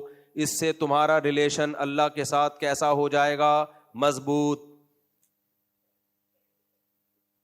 حضرت ایک شعر پڑھا کرتے تھے ہمارے حضرت, وہ مجھے پہلا مصرع یاد نہیں آ رہا, ایک تو یہ میرے ساتھ بڑے مسئلے ہیں. دیتا ہے تسلی کوئی بیٹھا میرے دل میں, روتے ہوئے ایک بار جو ہنس دیتا ہوں مجذوب, دیتا ہے تسلی کوئی بیٹھا میرے دل میں. شاعر مجذوب رحمۃ اللہ علیہ کہتے ہیں کہ میں جو روتے روتے ایک دم ہنسنے لگتا ہوں نا, تو کوئی ایسا نہیں کوئی مجھے لطیفہ سنا رہا ہو, میں روتے روتے سے ایک دم ہنس پڑتا ہوں. دیتا ہے تسلی کوئی بیٹھا میرے دل میں ہے. کوئی ذات ہے جو میرے دل میں بیٹھ کے تسلی دے رہی ہوتی ہے. تو وہ دل میں ہو تو تسلی ملے گی نا بھائی صاحب. تو وہ اللہ دل میں کیسے آتا ہے؟ سب سے پہلی چیز جو اللہ نے اس کے لیے بتائی ہے وہ کیا ہے؟ جس کا قرآن میں بار بار بار بار بار بار تذکرہ، وہ کیا ہے؟ نماز. نماز کی دو قسمیں ہیں، ایک شریعت کے بتائے ہوئے طریقے کے مطابق، ایک اخپل طریقے سے. اخپل طریقہ تو یہاں جو پشتو لوگ ہیں ان کو پتا ہوگا. ہماری جو نمازیں ہیں وہ اللہ کے بتائے ہوئے طریقے پہ نہیں ہیں. وہ کیا ہیں؟ اخپل طریقے سے ہیں. جیسے ایک روبوٹ نہیں آ رہا ہوتا، وضو کیا ٹش اٹھ کے آیا اور رکوع سجدہ اور سلام پھیرا، پتہ ہی نہیں چلا ہوا کیا ہے. سلام کے بعد آنکھ کھلی، اچھا سلام ہو گیا. میں اکثر سناتا ہوں نا، امام صاحب نے 4 رکعتیں پڑھانی تھی، 3 کے بعد سلام پھیر دیا، سارے چپ بیٹھے ہوئے، کسی کو پتہ ہی نہیں ہوا کیا ہے. ایک بندہ پیچھے سے بولا سبحان اللہ. امام صاحب نے 4تھی رکعت کی، پھر اس کو بلایا، یار کسی کو پتہ نہیں چلا، تجھے کیسے پتہ چل گیا کہ میں نے 3 رکعتیں پڑھائی ہیں؟ اس نے کہا کہ میری 4 دکانیں، ابھی 3 کا حساب ہوا تھا، 1 رہ گئی تھی. کہہ رہے ہمیشہ میں ظہر میں کھڑے ہو کر 4 دکانوں کا کیا کر رہا ہوں؟ حساب کتاب. ابھی 3 کا ہوا تھا، آپ سلام پھیرنے کی آواز آئی تو مجھے یقین ہو گیا کہ 3 رکعتیں ہوئی ہیں، 4 نہیں ہوئی. تو یہ والی نماز آپ کا دکان سے ریلیشن تو مضبوط کر دے گی میرے بھائی. اللہ سے ریلیشن پھر بھی نہ ہونے سے یہ بھی بہتر ہے. اس میں وہم نہ کیا کرو. بعض لوگ کہتے ہیں ہمارا دھیان نہیں لگتا تو کیا فائدہ. نہ یار بھائی، اتنا تو ہو گیا نا، اللہ کے لیے بستر سے اٹھے، دکان بند کی، اللہ کے لیے وضو کیا، اللہ کے لیے آ کے صف اول میں کھڑے ہو گئے، پھر بے شک دھیان نہیں بھی لگا، یہ قربانی بھی رائے گا نہیں جائے گی. تو نہ ہونے سے یہ بھی بہت بہتر ہے، یہ بھی بہت بہتر ہے. تو اب کیا ہے، جلدی جلدی بات کو سمیٹتا ہوں. اور سب سے زیادہ ریلیشن جو اللہ سے بنتا ہے وہ فجر کی نماز میں بنتا ہے، کیونکہ اس میں قربانی سب سے زیادہ. ان قرآن الفجر کان مشہودا، اس وقت تلاوت کا اپنا ایک لطف ہے، نور ہے، اس میں برکت ہے. تو یہ پابندی اللہ نے ہم پہ لگائی ہے. اس بہانے ہم پاک صاف رہ لیتے ہیں. نمازی آدمی کا جسم، لباس ہمیشہ صاف. قانون سازی کی ضرورت نہیں ہے. دیکھو انگریزوں نے یہ تو قانون بنا دیا کہ ادھر کوئی پوٹی کرے ادھر صاف کرو، نہیں کیا جرمانہ. استنجا کر کے پانی سے دھو، اس پہ کوئی قانون نہیں بنایا. یعنی آپ کا نجی معاملہ ہے، آپ کی اپنی تشریف ہے، آپ جیسے چاہے رکھیں اس کو. تو نمازی آدمی کیا کرتا ہے؟ یہ کر لے گا نمازی آدمی؟ نہ بھائی، اس کو پاک ہونا ضروری ہے. نمازی نہیں ہوگی تو وہ مجبور ہے.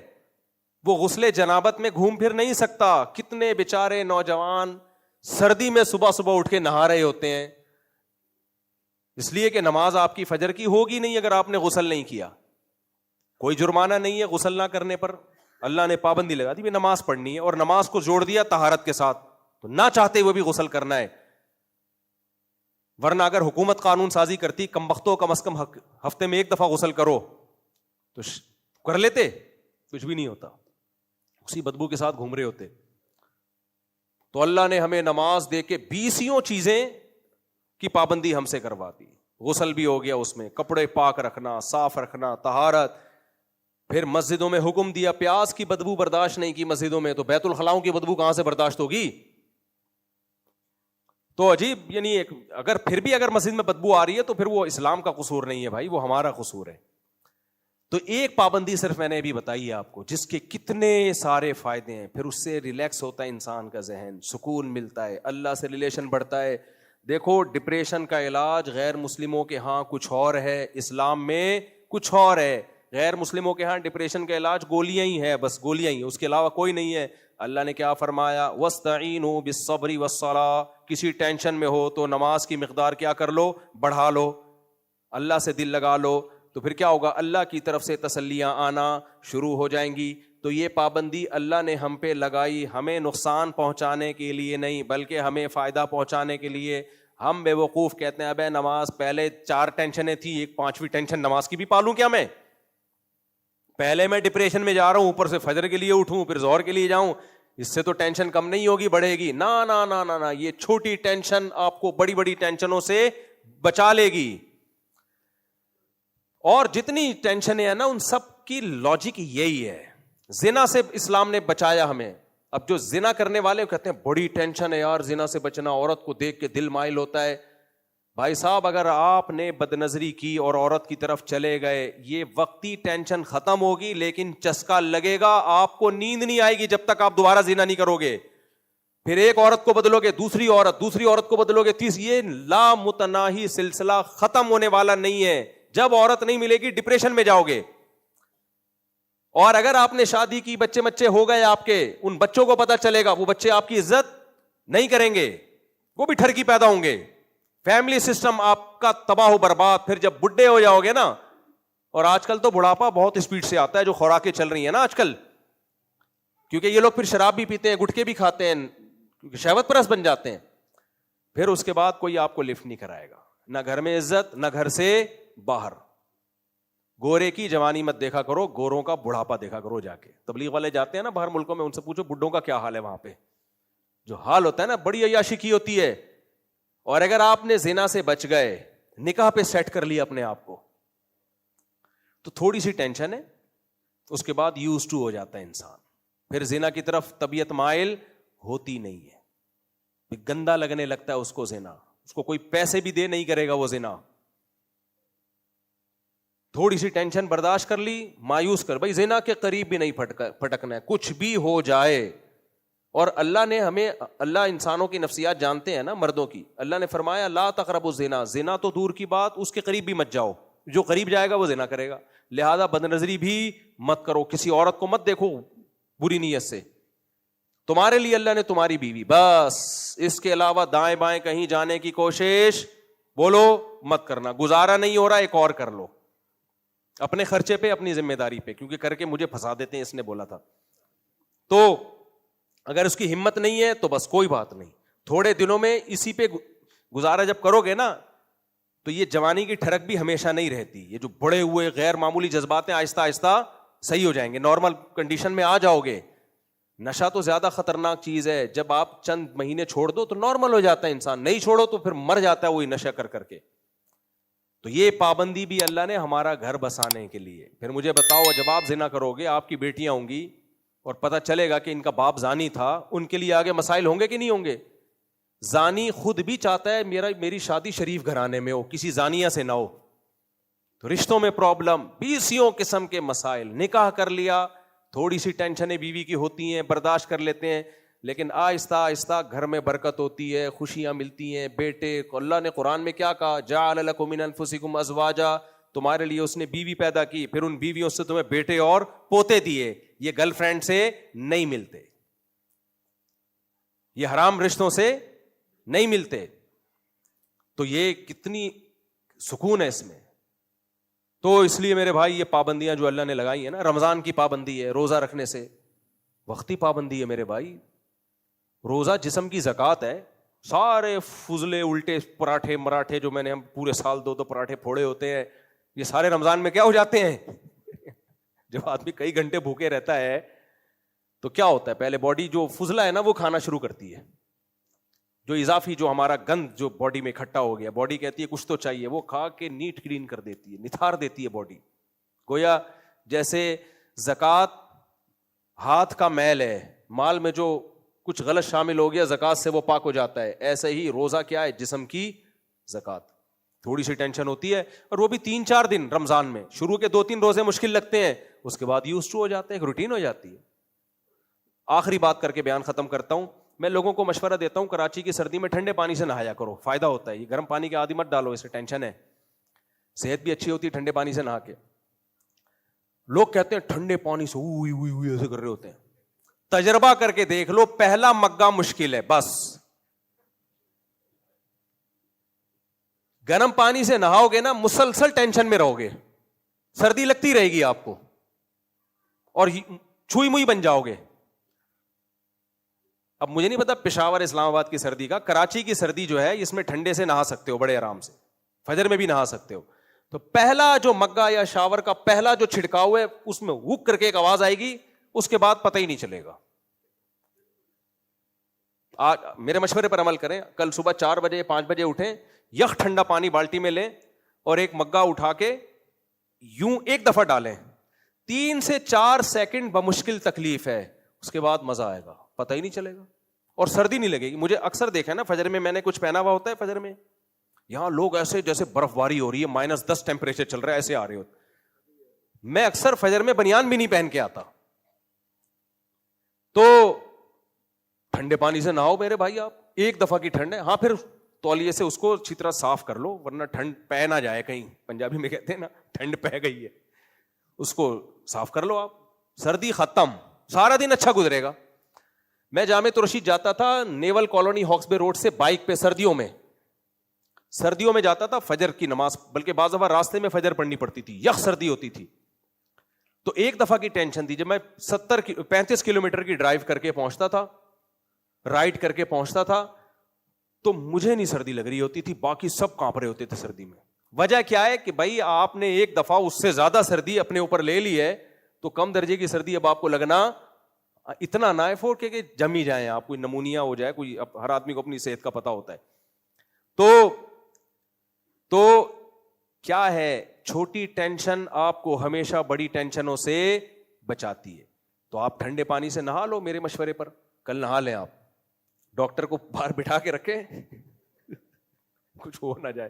ہوتا نہیں ہے کراچی کی سردی کوئی ایسی سردی نہیں ہے, اتنا چھوئی موئی بنا لیا ایسا, یوں ٹھنڈا پانی ڈالیں ایک جھٹکا آئے گا, ہل جائیں گے آپ, اس کے بعد بالکل مزہ آنا شروع ہوگا. پھر تو یہ شریعت کے ایک ایک جھٹکے لگاتی ہے شریعت ہم کو کہ بھائی نماز پڑھ لو, ایک جھٹکا آئے گا, اس کے بعد ٹینشن ختم. روزہ رکھ لو, 2-3 دن کی ٹینشن ہے, اس کے بعد یوز ٹو, روزے ہی روزے رکھتے چلے جاؤ, پتہ بھی نہیں چلتا رمضان میں. اور جو منحوس لوگ ہیں روزہ کھا رہے ہوتے ہیں کمبخت, ان کا روزے میں ہر دن نحوست والا گزر رہا ہوتا ہے.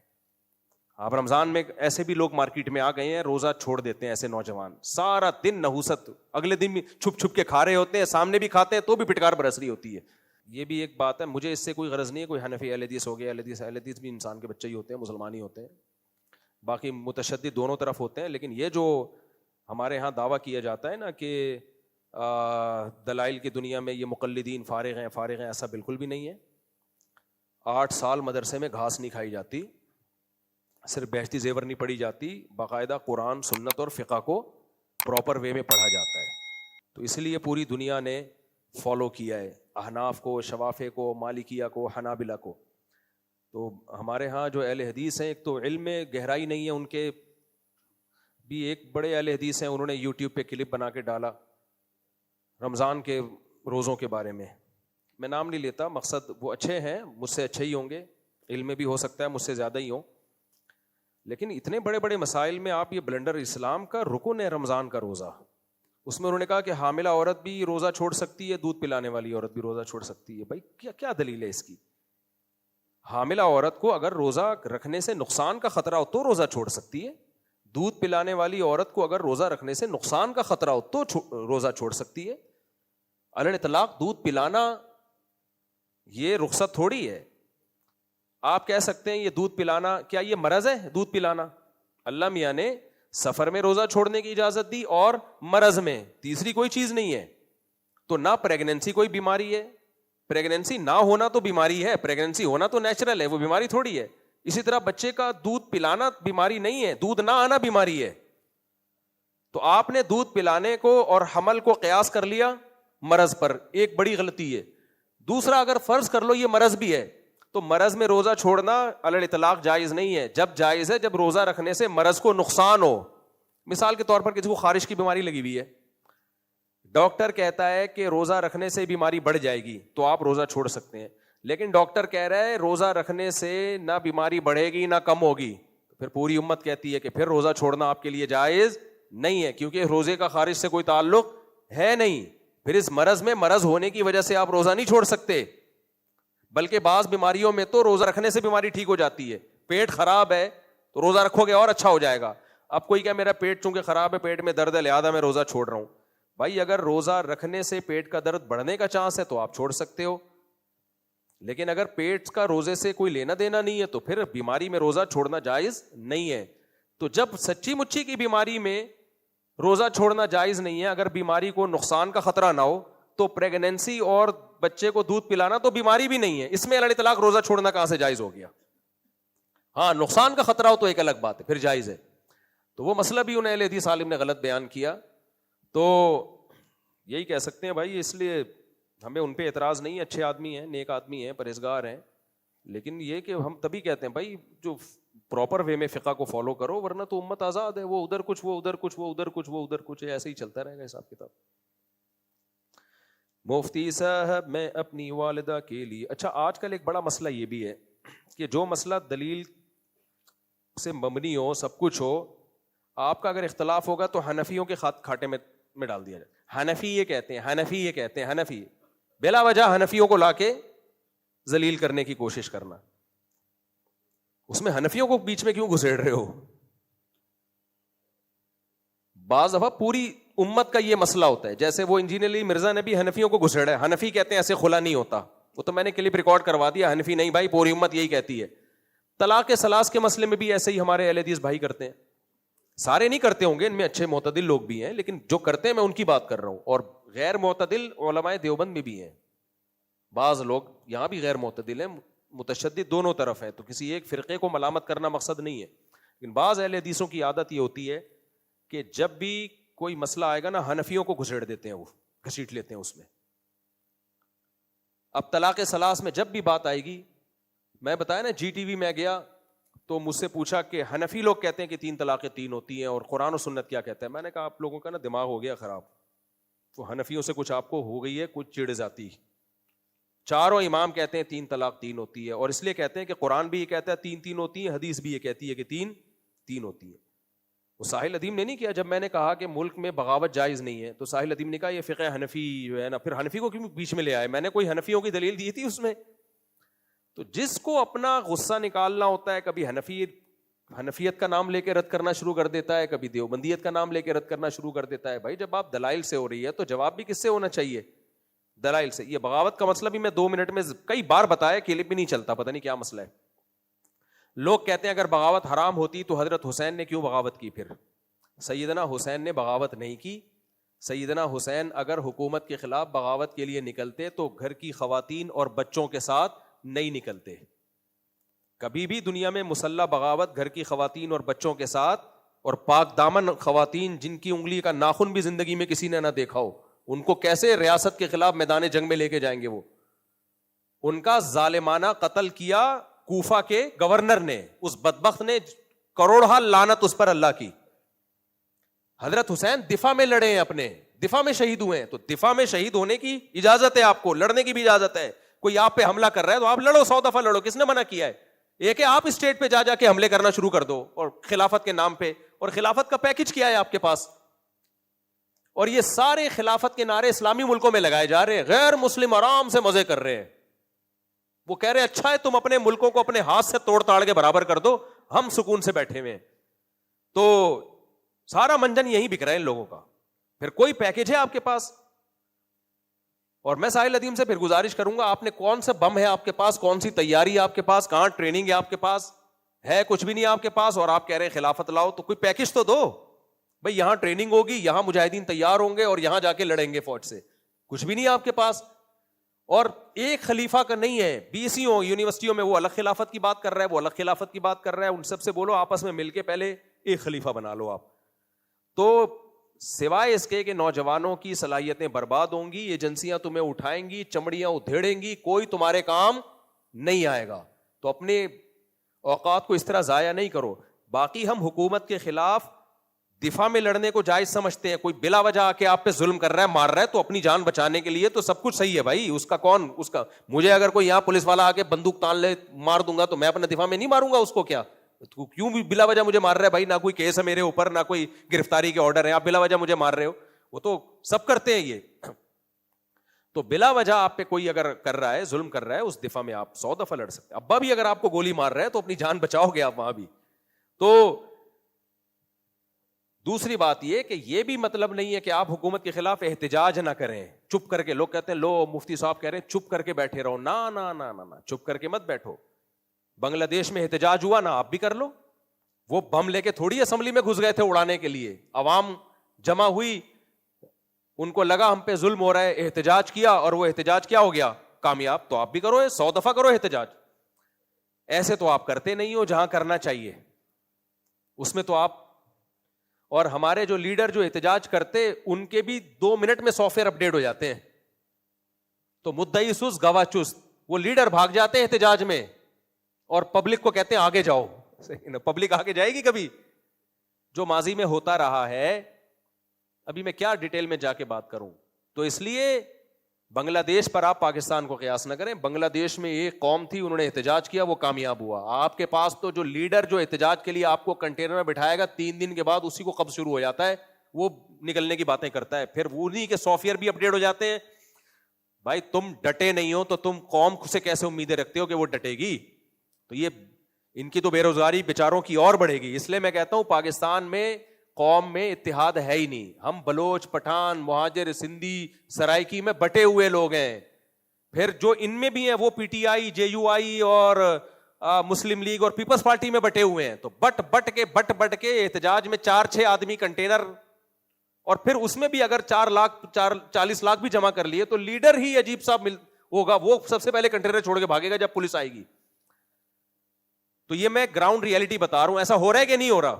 تو اس لیے میں لوگوں سے کہتا ہوں وہ بات جو پریکٹیکلی ممکن ہے وہ کرو. وہ کیا ممکن ہے؟ کماؤ, کھاؤ, 4 شادیاں کرو, بچے پیدا کرو, گھوم پھر کے آنا تم نے ادھر ہی ہے. اور جو پازیٹیو وے میں تبدیلی ملک میں لا سکتے ہو اس سے غافل نہ ہو. جیسے جامعۃ الرشید کے پاس ایک پیکج ہے, جامعۃ الرشید غافل نہیں بیٹھا, اور بھی علماء الحمدللہ کر رہے ہیں. جامعۃ الرشید نے کہا کہ بھائی ہم علماء کو بیوروکریسی میں لے کے جائیں گے. باطل لوگ چلے گئے ہیں بیوروکریسی میں, باطل لوگ چلے گئے ہیں فوج میں, باطل لوگ چلے گئے ہیں عدلیہ میں, تو ہم علماء کو کیوں نہ لے کے جائیں. یہ ان کی ایک پالیسی, اور اس میں وہ 20 سال میں بہت کچھ الحمدللہ کامیابیاں حاصل کر چکے ہیں. کبھی آپ خوشبو لگا کے آنا, میں جامعۃ الرشید کی پوری پریزنٹیشن پیش کروں گا کہ 20 سال کے سفر میں جامعۃ الرشید نے کیا کیا خدمات سر انجام دی ہے ملک میں انقلاب لانے کے لیے. ہوائی باتیں نہیں, پورا ایک پیکج ہے. تو اس میں آپ جامعۃ الرشید کا حصہ بے شک نہ بنے, آپ وہی پیکج شروع کر دیں, لیکن پازیٹیو وے میں کوئی ریلائبل کام کریں گے, آپ کوئی پیکج دیں گے, میرے پاس یہ پیکج ہے, تو اس طرح سے ہم انقلاب کے قائل ہیں. لاؤ انقلاب. باتیں پھینکنے پر گورنمنٹ کی طرف سے کوئی پابندی نہیں ہے, یہ کر دو, یہ مولوی کچھ نہیں کر رہے, یہ اڑا دو, یہ کر دو, کوئی پتھر سے نہ مارے میرے دیوانے کو, بم کا زمانہ اڑا دو سالے کو, اس سے کچھ بھی نہیں آئے گا. مفتی صاحب میں اپنی والدہ کے لیے ہر دن 1 سورہ یاسین اور شام کو 2 رکعت نفل نماز اور رات کو سورہ ملک ختم کر کے بخشتا ہوں, اور جمعرات کو خیرات کرتا ہوں والدہ کے لیے. بھائی جمعرات کا دن کیوں خاص ہے؟ کبھی بھی صدقہ خیرات کر دو. دیکھو ایصال ثواب اگرچہ جائز ہے قرآن پڑھ کے بھی, لیکن جو حدیث میں منصوص ہے وہ صدقہ خیرات ہے.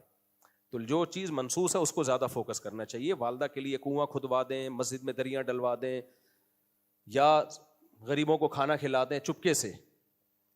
دل میں نیت کریں کہ اس کا ثواب کس کو پہنچے؟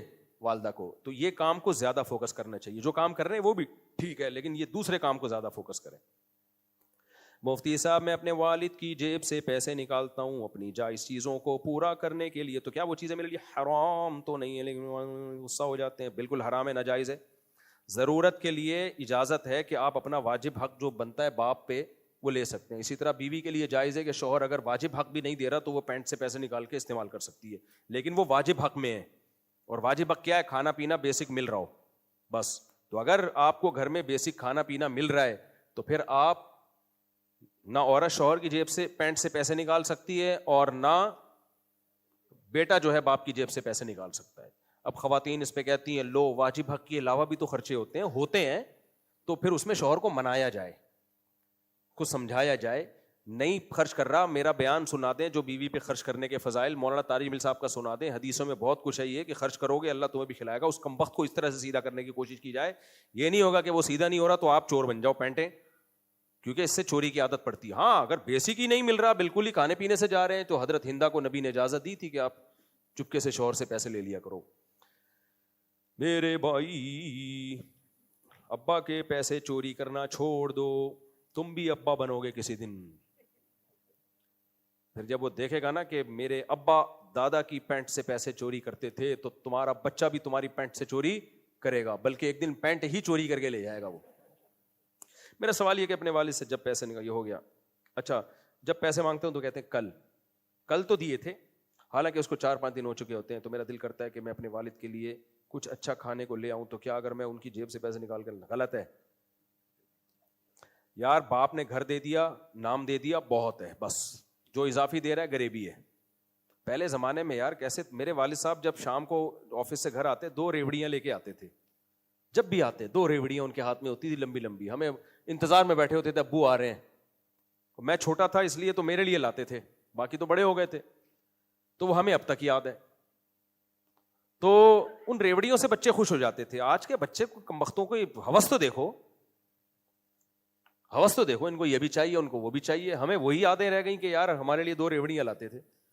باقی کیا ہے, جو بیسک ذمہ داری ہے انہوں نے ہمارے لیے پوری کی. گھر دیا ہمیں, میں جب مدرسے گیا تو میری الگ سے پاکٹ منی انہوں نے متعین کر دی, مجھے تسلی دے دی کہ بھائی اب تم چونکہ کماؤ گے نہیں تو تمہاری رسپانسبلٹی کس کی ہے, کھانا پینا. میں مدرسے میں پیسے دے کے کھایا کرتا تھا, مدرسے میں جو کھانا تھا اس کی میں پیمنٹ دیتا تھا, میرے والد صاحب دیتے تھے کہ بھائی نہیں فری میں نہیں, ہم نے کیا کرنا ہے, پے کر کے کھانا ہے.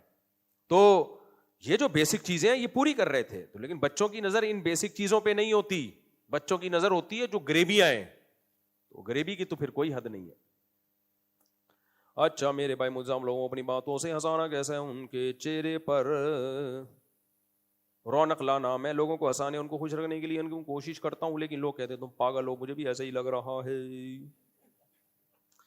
اچھی بات ہے, لیکن بات کے دوران ہنسانا ٹھیک ہے. الگ سے ہنسانے ہی کا پروگرام لے کے ساری زندگی چلتے رہیں تو جائز تو یہ بھی ہے, لیکن یہ اس سے انسانیت کا جو تھوڑا وقار کے خلاف ہے. یہ سوسائٹی میں پھر آپ کو لوگ سنجیدگی سے نہیں دیکھتے, پھر آپ کے ایک مسخرے کی حیثیت سے آپ کی ایک حیثیت بن جاتی ہے.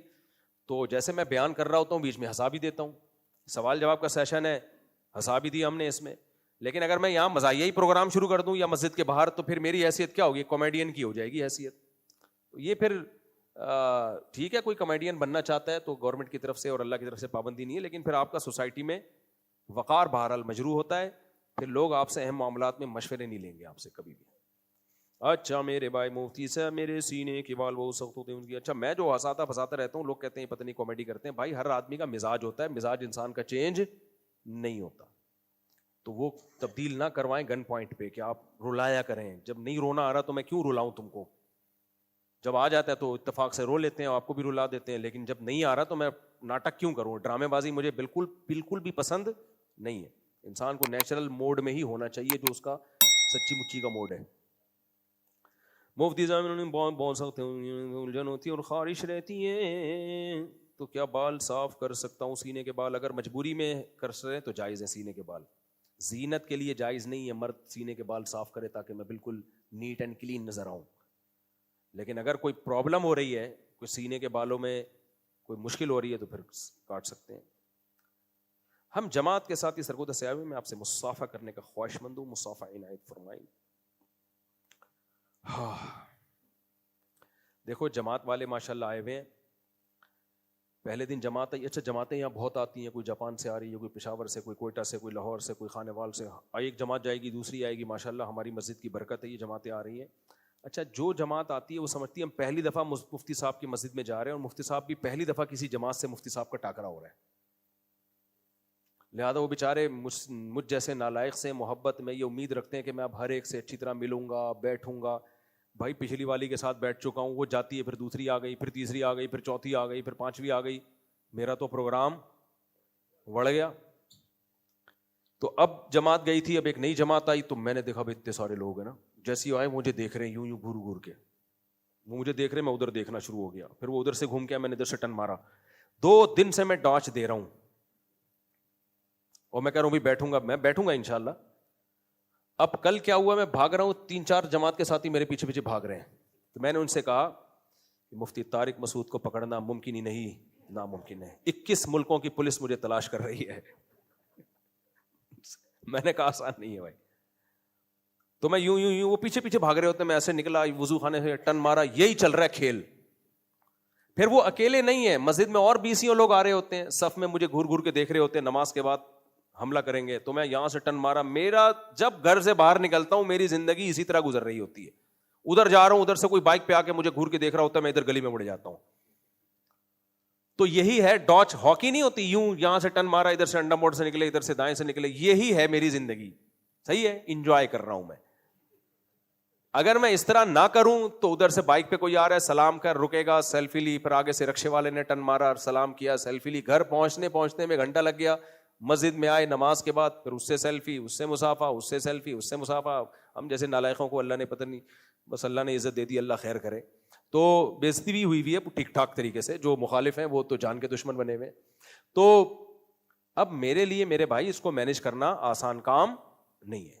جامع رشید میں بھی ایسا ہی ہوتا ہے, ظہر پڑھ کے نکلا, کچھ نمازی نکل رہے ہیں, انہوں نے مجھے دیکھا, وہاں آئے, ادھر سے ایک دن تو میں نے ابھی 3-4 دن پرانی بات ہے, میں ظہر پڑھ کے نکل کے جو چمن ہے نا جامع رشید کا, وہاں بیٹھ جانے لگا تھا, دیکھا 4 آدمی وہاں سے آ رہے ہیں, ایک دم میں یوں گھماؤں, یوں ہاتھ رکھ کے کہ مجھے پہچان نہ لیں, یوں ٹن مارا, میں وہاں کے دارالفتہ میں گھسا, دیکھا اندر ایک ٹیم سروے کے لیے آئی ہوئی ہے, جیسے ہی ان کی مجھ پہ نظر پڑی یوں ٹن مارا, میں نے یوں ٹن مار کے باہر نکلا, آگے سے 5 آدمی آ رہے تھے, پھر یہاں سے ٹن مارا ایسے, یہ 2 ہاتھ میں نے رکھ لیے, ادھر پکڑے, ادھر سے کوئی آ رہا تھا, یوں پردہ کیا, یہاں گئے, دیکھا وہاں سے بھی آ رہا ہے, یوں کیا, اس گلی میں ٹن مارا.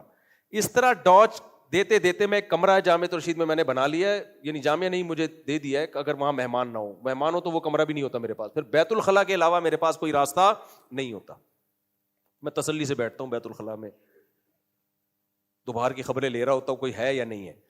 تو اس طرح ٹن مار مار کے, تو میں تو بہت ہی نالائق آدمی ہوں. مسئلہ یہ ہے کہ جو ظاہر ہے سوشل میڈیا پہ آتا ہے, ہم جیسے نالائق بھی مشہور ہو جاتے ہیں, جب صحیح بڑے بڑے علماء آ نہیں رہے ہیں تو ہم جیسے نالائق ہی پھر آگے آئیں گے.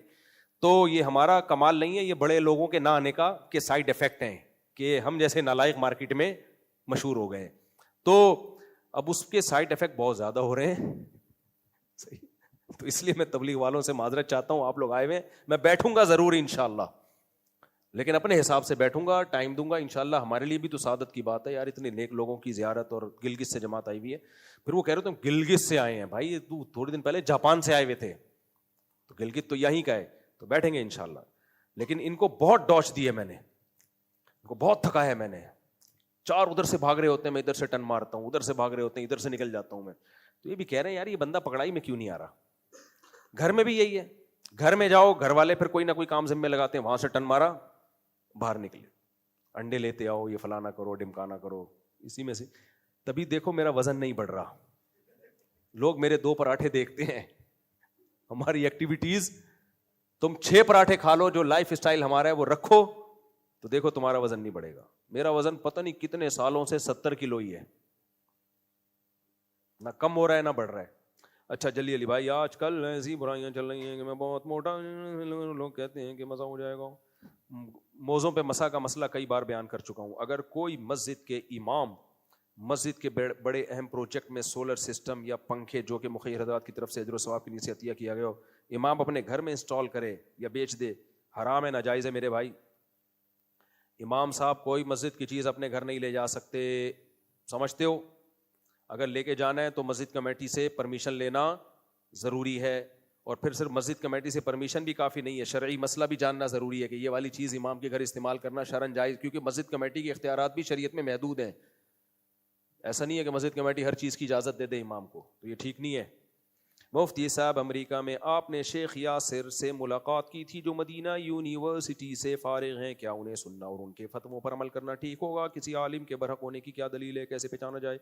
شیخ یاسر صاحب ماشاءاللہ ایک نیک پرہیزگار انسان ہے, اصلاحی کام بہت کر رہے ہیں, باقی مسائل کے لیے تو بھائی مجتہد ہے, دیٹس آل. مسائل کس سے سیکھو؟ جو مجتہدین ہیں, جو چاروں فقہ کے بڑے بڑے مجتہدین گزرے ہیں, جن کو پوری امت نے فالو کیا.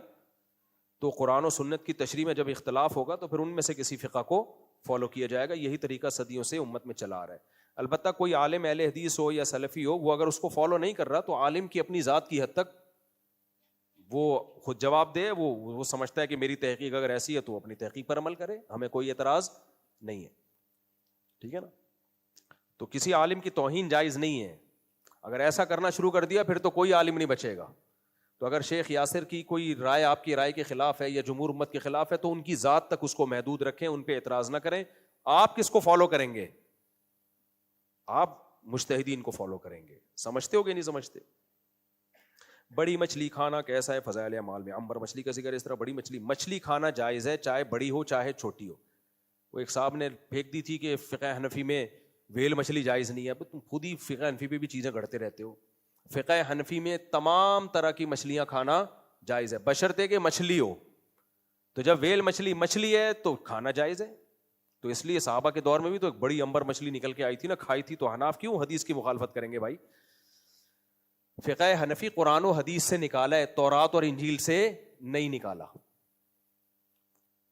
اچھا میرے بھائی مفتی صاحب، میرے والد نہیں ہیں اور میری والدہ ایک لبرل خاتون ہے. اب میری والدہ میری شادی ایک ایسے شخص سے کروانا چاہتی ہیں جن سے وہ خود بہت خطرناک ایسے ایسے گھر کے باتیں اس طرح کھلے عام نہیں لایا کرو یار. شوگر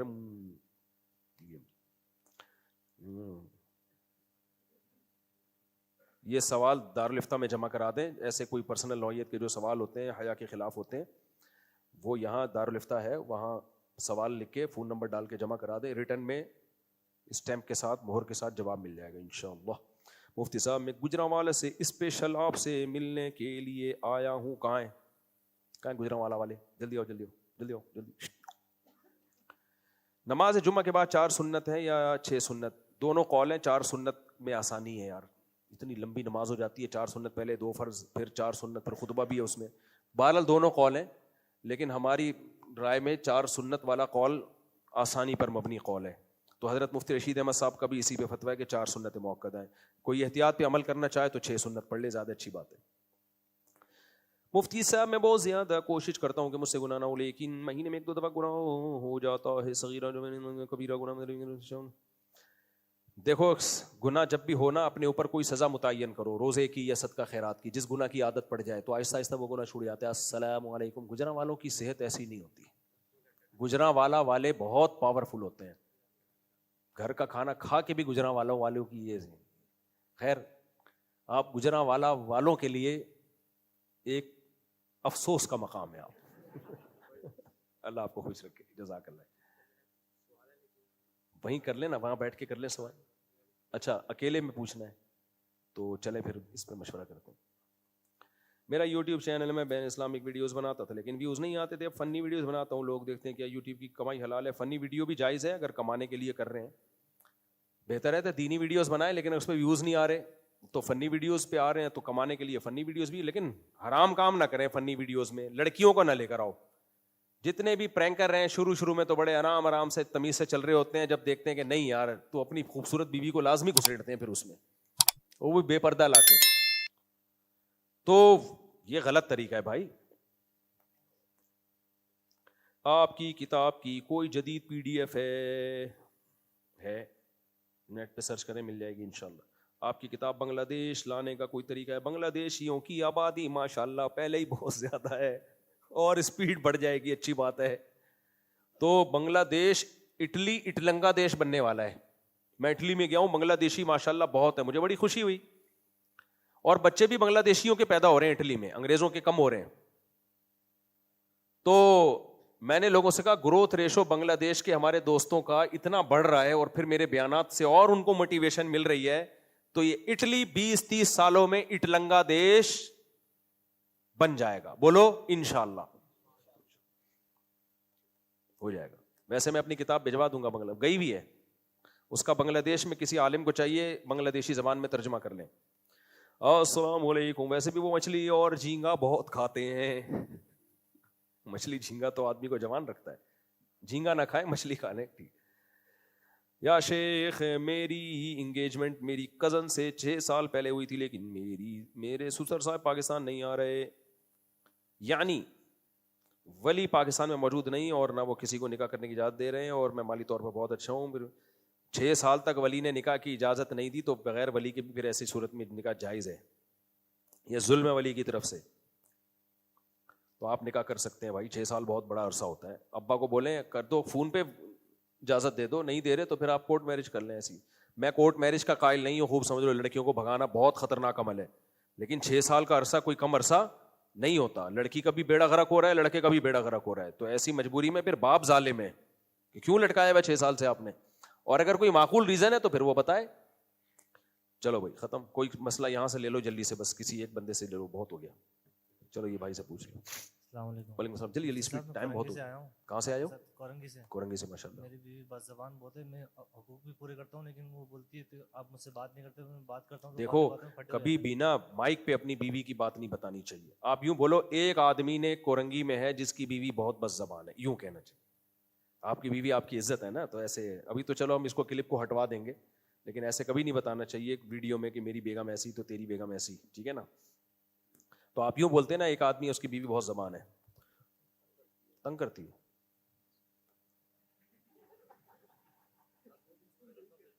سب کی بیویاں نارملی ایسے ہی کر رہی ہوتی ہیں,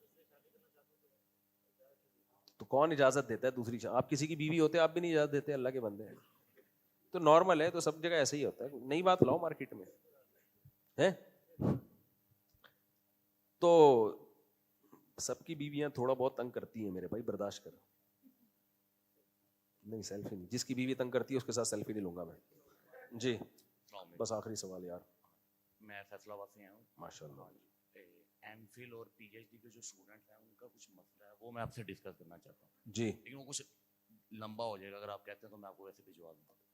ہاں بھجوا دیں تو اچھا ہے, ریٹرن میں لکھ کے دے دیں. مسئلہ ان کا اچھا. تو وہ یہ ہے کہ ٹیچر کی طرف سے بہت ٹارچر ہے, اچھا. اور جو ڈیٹے بنتے ہیں وہ فیک بنتے ہیں. ہاں, اور اس میں انسانیت کی کوئی خدمت نہیں ہے. ایم فل اور پی ایچ ڈی کے. ہاں جی. اچھا. ایگریکلچر سے. ہاں جی, میں خود قطر میں ہوں. نہیں پی ایچ ڈی میں جو تھیسس وغیرہ لکھتے ہیں ریسرچ کر کے, تو وہ بھی فیک ہوتے ہیں. 90% زیادہ فیک ہوتے ہیں. اچھا.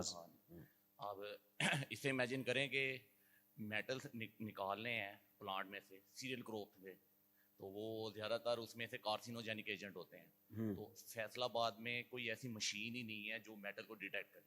اچھا. پبلیکیشن ریسرچ آ رہی ہیں اس میں سارا کا سارا ڈیٹا دیا ہوا.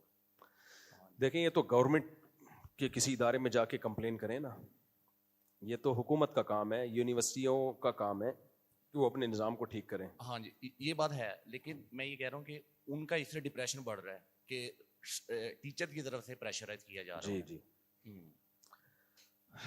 میں کیا کر سکتا ہوں, نظام کو ٹھیک کرنے کی ضرورت ہے. باہر جائیں پڑھنے کے لیے. پھر یہ مسئلہ میں آپ کو ڈیٹیل میں بتا سکتا ہوں, آپ اس میں چاہتا ہوں کہ ڈیٹیل سے ایک بات کریں. ٹھیک ہے, آپ پھر ریٹرن میں لکھ کے دے دیں تو اس پہ ہم سے جو ہو سکے گا. واٹس ایپ نمبر جو ہے نا پچھلے ایک ہفتے سے نہیں, واٹس ایپ پہ نہیں دیں, واٹس ایپ پہ تو بہت رش ہوتا ہے. تحریری کاغذ پہ لکھ کے جمع کرا دیں. ہم تو فیصلہ آباد سے, ہم کیسے پوسٹ کر دیں اس ایڈریس پہ, TCS کر دیں.